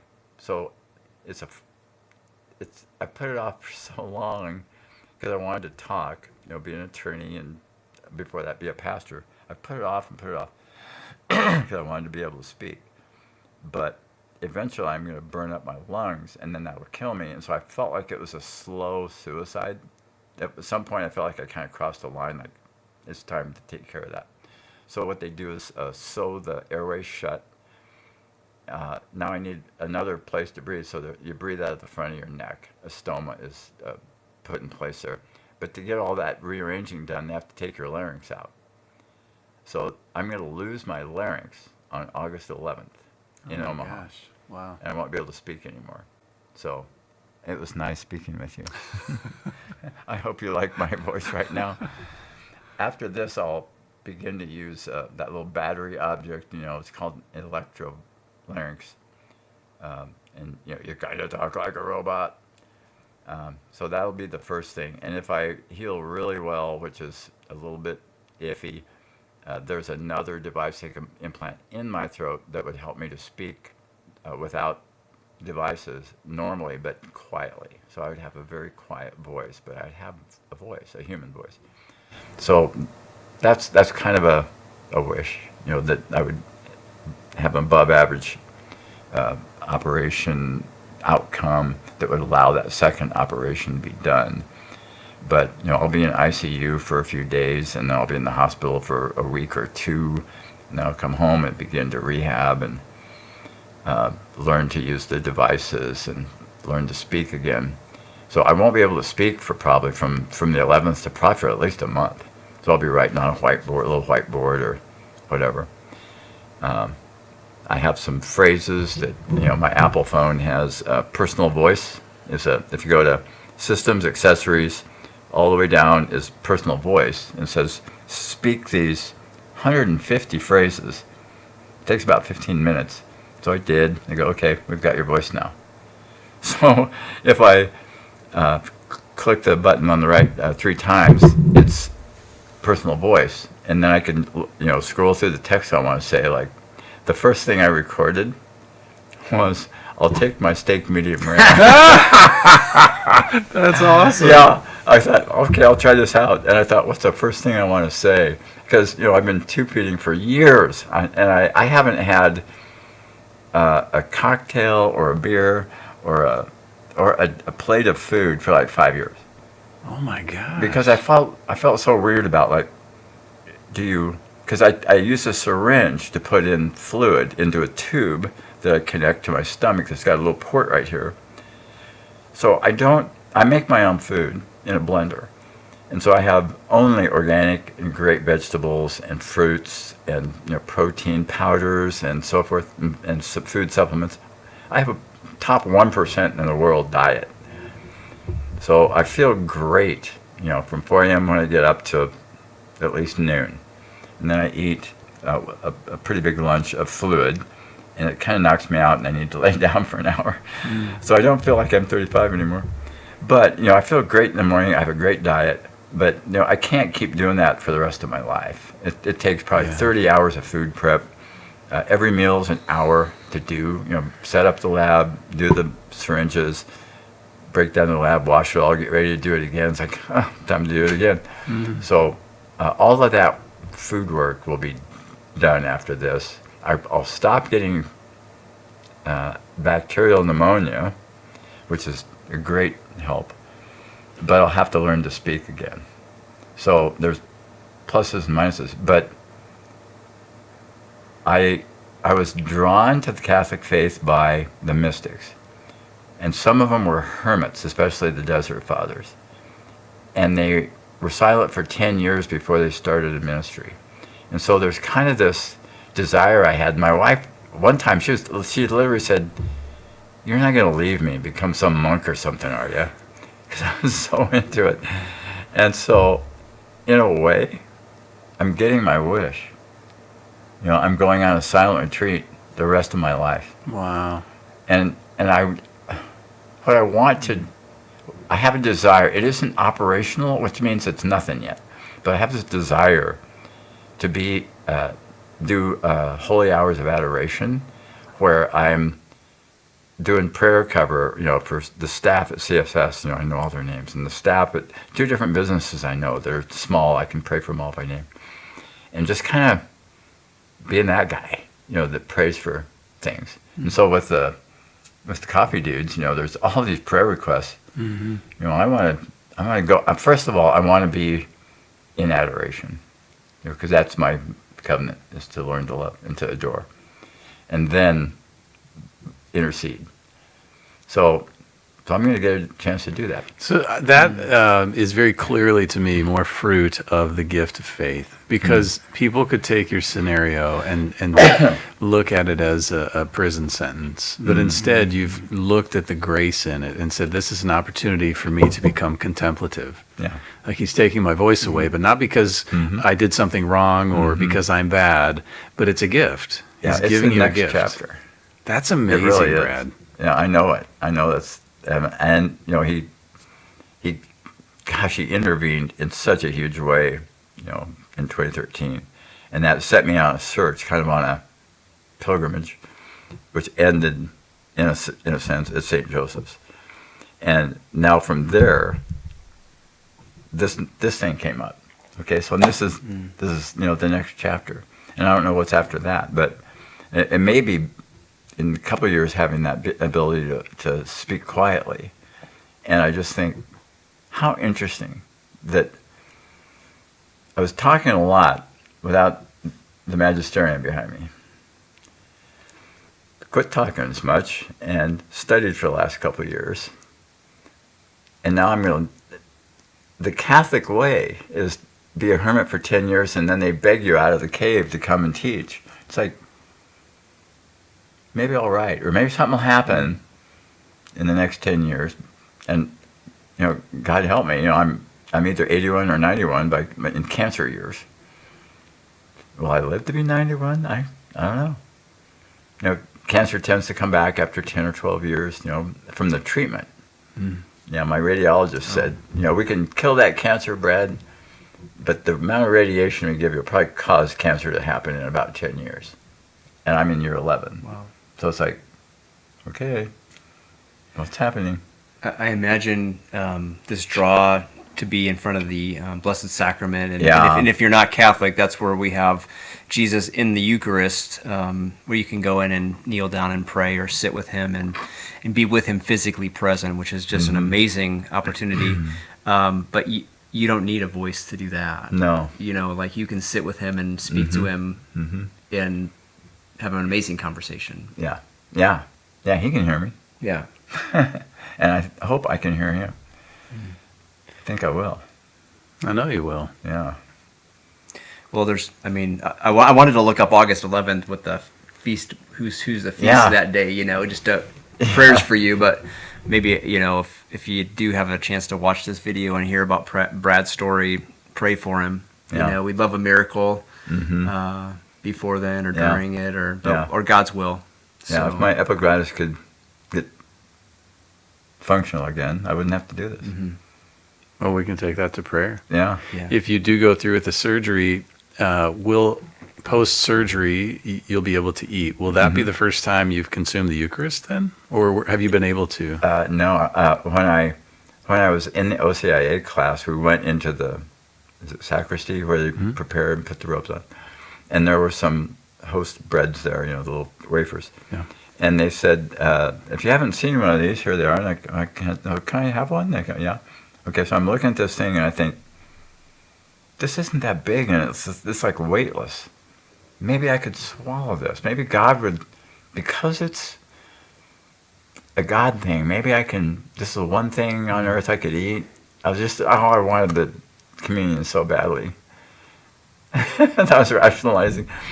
So I tried to eat it. I tried to chew it, and all my saliva glands are erect except for one. So, it's not easy to swallow. So I tried to swallow it, and I thought, I think it worked. I think I got it down, the flex. And about 2 days later, I had aspiration pneumonia from the host. Oh no! So then I realized, well, I can't do communion normally, and so we were having these discussions with, the teacher and Father McCabe, and they said, well, maybe we could dip a Q-tip in the wine, and you could just put that in your mouth. I went, yeah, that's a possibility. And we finally settled on, we'll have a separate chalice for you, and when you tip it up, just let it just touch your lip. So there's really nothing to swallow, but a molecule of that is the body, blood, soul, and divinity. It's all there. So when I go bringing it up there, I tip the cup very slowly because I don't want it to glug in there, or it'll be going in my lungs. So I just barely get a drop. And there's been times when someone's gotten to the front first and they didn't know it was behind them, so they just drank it. But there's always one drop left because it just comes back down the rim or somewhere. Yeah. And so the guy kind of looked at it and handed it to me and there's a drop and it comes in my mouth. It's perfect. Yeah. So that's amazing to me to hear that, because where most people would be like, oh, I didn't get any, and you're like, just one drop. That's all I need. Like it's always there. Oh, yeah. I told my son, who's 24, that we were going to interview you, and I had heard that you maybe couldn't, but I didn't know. Yeah. And he said, if that's the case, he said, what a gift because we as Catholics believe that his blood and his flesh both contain his body, his blood, his soul, and his divinity. Yeah. Every drop, every molecule. Yeah. And so you get to put your faith into action there because you don't get to receive the flesh, but you do. Yeah. Yeah. And when he hands me the cup, who else holds the chalice? And I look at the wine, that's now him, and I look at it. I don't just, thanks, I'll take a sip. I look at it. And a lot of times it's Mike that hands it to me. Yeah. And that's really special to me. It's special to me too. Yeah. I mean, it's just so great to have a brother that you kind of know, and he's giving you the body of Christ. So this is the blood of Christ. And I say, amen. And I look at it. Like, oh my gosh, I am looking at the creator of the universe. I'm holding him in my hands, and I take the drink, and I look at him again before I hand him back. And there's this little kind of emblem on the base of the chalice that I look at. It's kind of cool. And so I always notice that. And then I turn around, and I've got this grin on my face. I'm walking back up past all these school kids. They're probably thinking, what's that guy smiling about, But it's just great. So it's good, but I also feel a little bit alone in that. Like I'm the only person that has wine out of the whole body of people there, or the blood. And I'm doing it alone, and Nancy isn't doing it with me. And when I joined the Catholic Church, I wanted to join the body. I wanted to go in as a private. I didn't want to go in as Brad, the former pastor, or whatever. I just wanted to be in the rank and file. I wanted to do all the boot camp you can do and do the grunt work of the private or whatever. And so I felt a little bit too special getting that kind of super treatment, because it puts a whole section on delay. Because whatever acolyte comes over has to then go back to the altar, get the bread, and then go out and begin to serve 150 other people. So it was like, oh, I cut in line in front of a whole bunch of people. So what I've begun to desire is to just be, instead of on the left side at the very back seat, which is the best place to be if you want to go up by yourself, I want to sit right in the middle, right about where you sit, about 5 rows forward, right in the center section, and just get up when everybody goes up, get in line when everybody goes in line, go with all my brothers and sisters, and go with the saints in line, and have the host put on my tongue and chew it and swallow it like everybody else. I just want to be in the body. I don't want to be special or different. And it's in that safety of the flock and having a father, an actual priest, a person who has that office feeding me. Just, oh, man. I can see the other side of that. From my vantage point. I totally do too. I'm like, you don't know what a gift God the Father gave you. He's like, he set you aside and said, no, this is my son. He's new. I want to treat him a little bit special for a while. Yeah. Like, that's how I see it. Yeah. Well, I do know that nobody else, hardly anybody else. I know there's another guy that once in a while we're in the same service, but I'm almost always the only person that goes forward. So I'm, except for the acolytes and the priest, I'm it. Yeah, and on that cup, I'm it. I know people that with gluten intolerance, and they have to go up, and the priest has to stop and get a special host. And I actually, we were military, so I grew up in a different diocese, and so people received their precious blood more often. So it wasn't that uncommon until I got here when I was still a kid, 11, 12 years old. So, but it is pretty rare here. I mean, some of the priests will do intinction every once in a while, but it's definitely a gift you've been given. Yeah, I agree. And I would say whenever Father will turn to me after consecration, and he'll hand me the chalice, and I love it. I love that. I know. I love that. I watch it. I watch who gets it. So yeah. But so just know that I don't think anybody's thinking anything. Yeah. It's for me. I'm like, oh, I get to consume his blood today too, because sometimes I don't get to. Yeah, I know. It's random. During COVID, they stopped it for a while, but anyway, it's been coming back. But I had a question.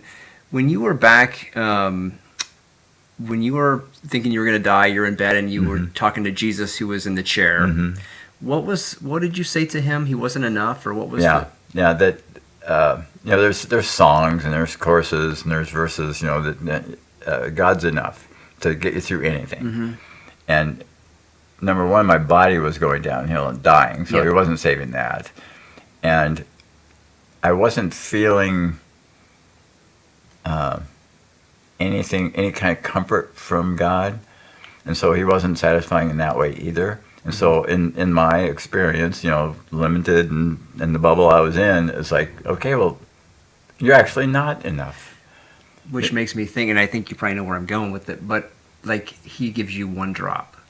Yeah. He's like, oh, I'm enough. Yeah. Not in a condescending way. Yeah. But like a molecule Yeah. is enough to save the entire planet. Yeah. Right. And he's showing that to you. Yeah. Yeah, there was, I forget who it was. There was some saint that had said there was a Protestant who would walk past his church or whatever, and I think it was the Protestant had said, if that was truly the God of the universe in there would be people lined around the block waiting to get in. And there's, I know. yeah. So I believe it. We've been given this gift, but it's the gift of faith. That's why I keep coming back to that vision that you had in the oil. Like, there's something very, not mysterious, but Yeah, that's a good word. yeah, it is. Yeah. It's mystical, it's mysterious, but very truthful in that you were blessed with the gift of faith. But God wants to bless all of us with that. Yeah. Like, it's not unique to you, it is unique to you, but he wants to do that with all of us. Agreed. So hopefully we're making some space to be open and receptive to that. Yeah. Because he wants to encounter us all that same way. Yeah. I remember this really dear young woman who was in my spiritual direction class I took, which, by the way, the Protestant version of that is nothing like the Catholic version of spiritual direction certification. It's like a kindergartner saying, I can operate on you now. So I have not practiced spiritual direction, even though I'm certified.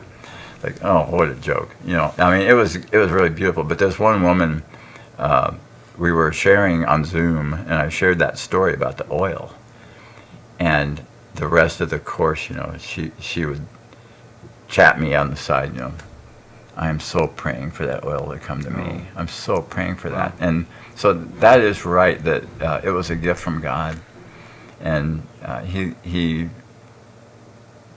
favored me with being enough in that foxhole, that it hit me. He's enough.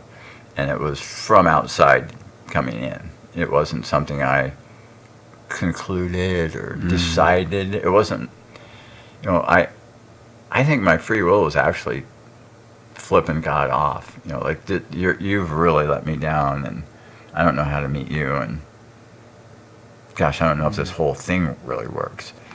And, first I get the answer, you don't love me. That's why this isn't working.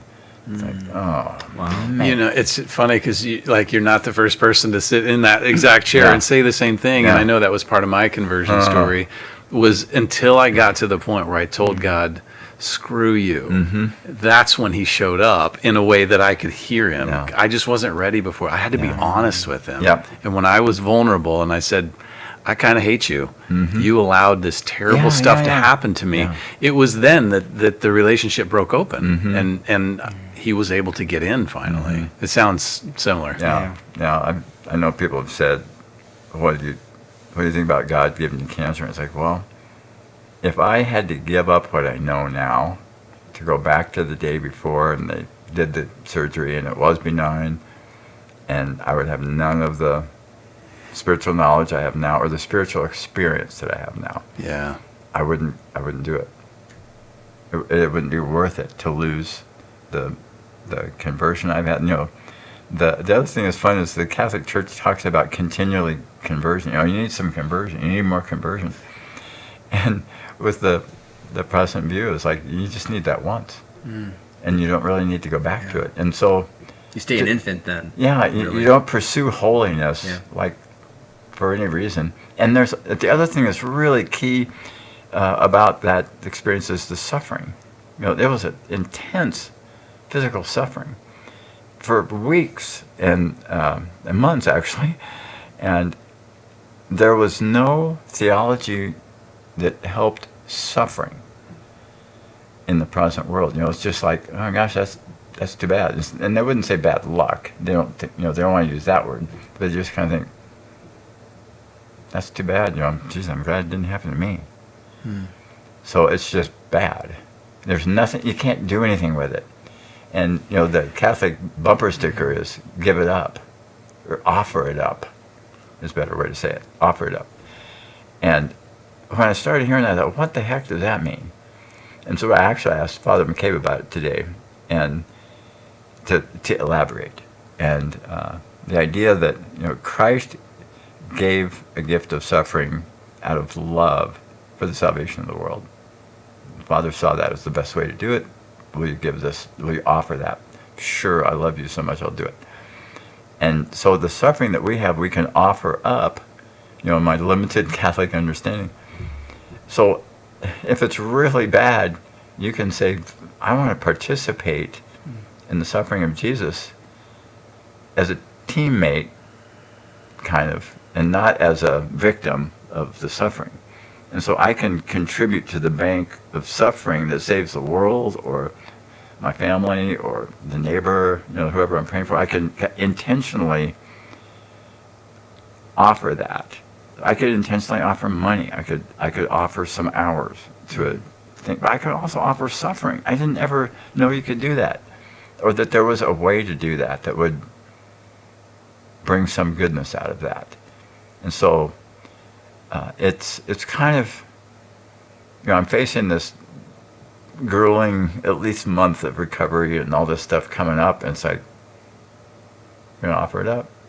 It isn't this dread that I would have had before of, oh, this is gonna be bad, and there's nothing good about it. I can't spend it somehow, and there's no way to bank it, to save it, to spend it.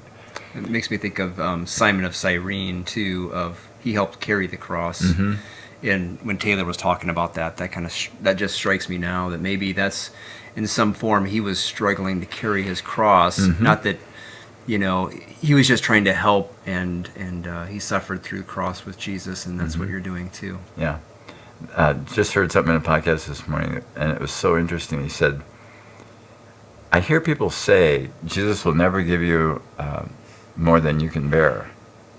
He gave his own son more than he could bear, and he had to get help. Was that Taylor that said that? I think so, yeah. Yeah, Taylor said that same thing, which was really profound. Yeah. Yeah, I had that really hit me today. And it's like, glad I have friends, I'm going through some crap coming up, I had a friend share that with me, and he said, you're doing great, God will never give you. And I shared that with another friend. He said, that's horse crap.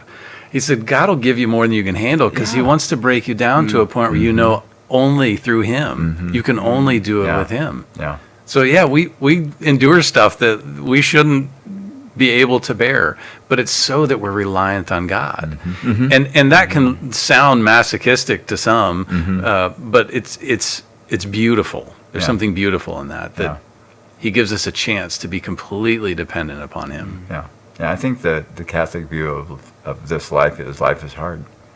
And there's kind of a soft, a soft prosperity gospel, kind of, that's possible to believe as a Protestant, that it's going to go great as long as I am a Christian. I'm going to prosper, and my business will go well, and I'll retire in comfort, and I'll die happily, and nothing bad will happen. So then when something bad does happen, you feel like, man, I'm getting a bad deal here. And so that soft, it's not, if I give to the church, I'll get more money in my savings somehow miraculously. It's not that pure prosperity gospel, but it's kind of a soft prosperity gospel. And so you don't really believe life is meant to be hard, that this planet is broken, and the planetary system is broken, and there's evil, and you're gonna get, this is war, and you're gonna get wounded for sure. That there's not that for sure. And so to have a church that has all kinds of equipment on, the priest has equipment on. I can give you food for the travel. I can give you, I can restore your relationship with the commander, with confession. And all you need to do is have a decent confession. I can anoint you for sickness, which I had happen to me today. I was talking to Father McCabe about the surgery coming up and how to deal with it with the church. And he said, just a minute, I think we need to start with doing the anointing for the sick. So both of us, Nancy and I, received that. And so I came into this with my sins forgiven and anointed for this surgery right before I came here. So, well prepared. Yeah. That's awesome. Probably the holiest person we've had here. All that grace. All these helps are available, and they're given by Jesus to help us because life is hard. Yeah. And admitting that, there's kind of an honesty to it that is refreshing, and it's real. It's true. Who doesn't have issues? Who sailed the perfect sail with no problems and died, in their sleep? Yeah, there's almost an undercurrent of entitlement to that. It says I'm entitled to not suffer, to not want for something else. But that's not, Christ came to say he lived differently. Like, he suffered, not just in his passion, but throughout his life. I mean, he didn't have plumbing. Yeah. Or electricity or air conditioning. He suffered. Uh-huh. I don't think I could do that. Not very well. It's anyway. not a result of something you did bad either. It's not a sin that somebody committed and now you have to suffer for that. It's nothing like that. Yeah. Well, if creation's groaning for, the new kingdom to be established, if all of creation is groaning, then I bet you I'm gonna too.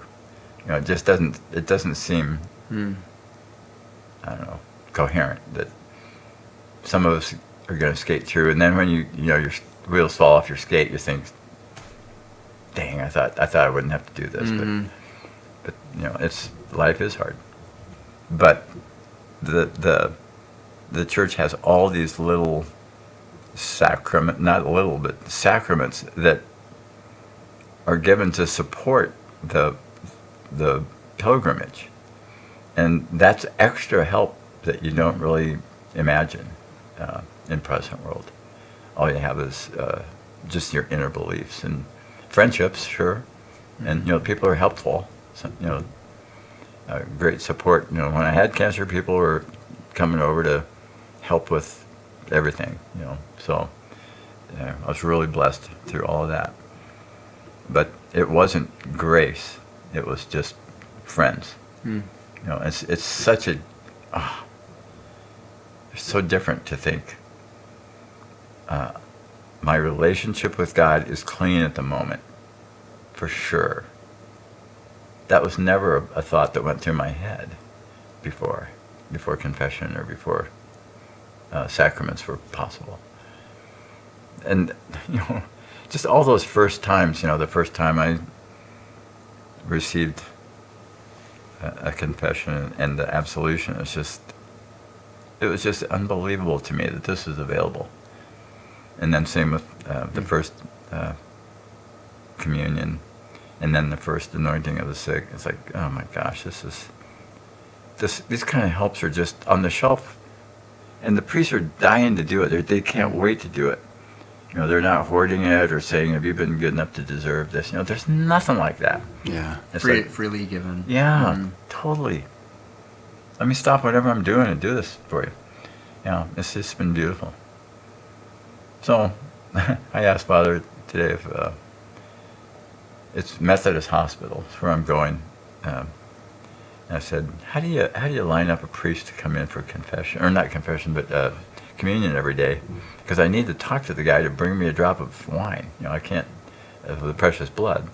And I hope he doesn't just bring the host, because I'm not going to be able to swallow for a while. So we'll see if we can figure that all out. And then Nancy's going to want to go to Mass somewhere nearby.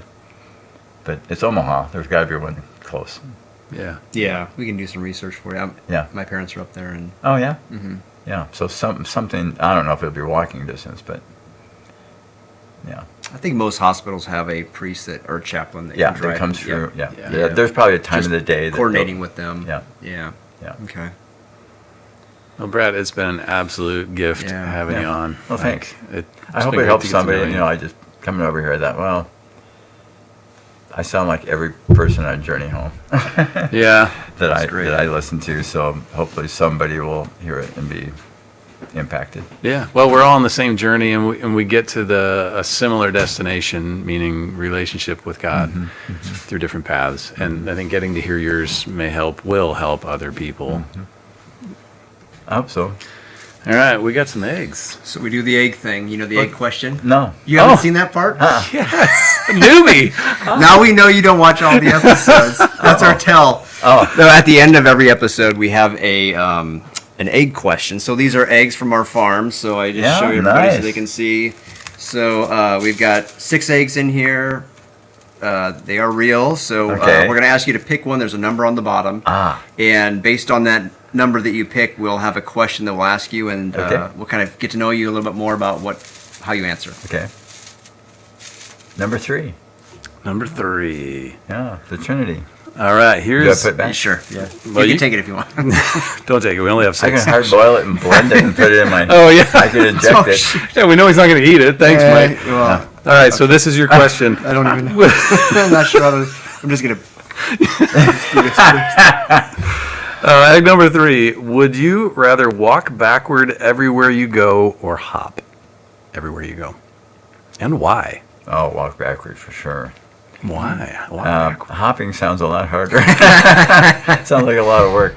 It does sound Yeah. like a lot of work. Yeah. And this is TMI, but the chemo, if you don't stick your hands and feet in buckets of ice while it's happening, the chemo tends to collect in your extremities. Oh. And so it collected in my feet and hands because they didn't have that option when I was going through. They do now. And so my feet and my fingertips are a little bit numb. And hopping is actually challenging. My balance is off because my feet are not, if you don't feel your toes very well, you don't have any balance. Yeah. So, yeah, I don't have very good balance. When I was in cancer treatment and going downhill, I read something about you need to have a goal to pull you through. I thought, okay. I remember driving my roommate's Honda Goldwing when he had that. I bet if I bought a Goldwing and put it in the garage, even though I can't even walk right now, that'll pull me through. So with the help of, the guy that gave me the book, the good book, paperback, I asked him to help me buy a red Honda Goldwing and drive it to my house and park it in my garage so that I would have this goal, to pull me through. Nancy and I would go down the highway, the air's blowing our hair back, and I just thought of us, driving down the highway in the summer, that's, I'll live for that. And so I got through everything, got on the bike, and my feet were so numb that I would put them down, at the stop sign, and I was kind of like, oh, geez. Oh, gosh. My balance wasn't great. Like when I was stopped, it was kind of a challenge to feel the ground. And I thought, I better not drive with Nancy on this. I'll kill us both. Yeah. So it did actually help. It was one of the little gadgets, that get me through. But I ended up selling it. But yeah. So hopping, not good for me. I just got to say, too, I've known you for a little while now, and I have never heard you complain. Like, there's a lot of things that we talk about offering it up and, suffering, but you are one of the most gracious, humble gentlemen that I know. So it's just a real example for me. You don't know very, very many nice guys. Well, he's hanging out with guys like me, so. Comparing you to Jonathan over here. Okay, sorry, Jonathan. He's got a halo. Over here. I got a little tail. I think the world of you too, man. Yeah. Thank you. That was a nice compliment. Yeah. Well, I mean it. Yeah. Well, it's been great getting to know you, Brad. Honestly, Yeah. thanks for sharing your story. And Yeah. Yeah. Thanks for being invited. Thank you. And hopefully we can do a follow-up after surgery, how Yeah. you're doing, maybe kind of follow through and see what's going on. That'll be something. Okay. I'll look a little bit different. I'll sound a lot different. Yeah. But you'll have had a hamburger probably by then. we'll just eat some steak. People just watch us eating. Maybe, yeah. How do you like it? Medium rare? Yeah. Okay. Well, not bloody, but Yeah. Hot and pink in the middle? Yeah. Yeah. Yeah. My kind of guy. Mm-hmm. Well, thanks for watching us today, and Brad, thank you so much, Thank and you, Jonathan, and we're excited to pray for Brad and his surgery. August 11th is when that's coming up. So, and if anybody wants to reach out, I guess one thing, we might have people that are thinking about converting or have questions. Is there a way that they could reach out? We can have comments here and forward them to you, but if there's any other way you'd like to share. Yeah, I could share my Gmail address. It's just Brad Brestel at Gmail. So BradBrestel at Gmail. Okay. Yeah, that's a good one. Yeah, that'd be great. So if Yeah. you have any questions for Brad or anything, you can follow up. So Yeah. Okay, well, thanks again. Thanks for watching us on another episode, right. and settle up your pony. We'll see you on the next episode. All right. Amen. St. Bernardine of Siena. I think is that who it was Yeah. today? Yeah. Pray for us. Are you good with my knees? Does it look like I'm good with my Hold knees? that one in. Oh, there. If I just go under yours. I'll just go one over. I'll go one over the. Doesn't matter. Yeah. What they can't see doesn't hurt. No, I saw you with your leg where you're just starting to cramp. Yeah. That happens because who else? Luke Sweeney. Is that the sign? And mine started cramping up. I was cramping too. Yeah, right in the middle. Luke actually stood up. He's like, "Oh, cramp." No, it's very comfortable down here. You need a saddle. I do. I got two of them right I here. know. I You should be should sitting mount on them up. saddles. That would be cool. Hanging by a thread, lost in confusion and the chaos in my head.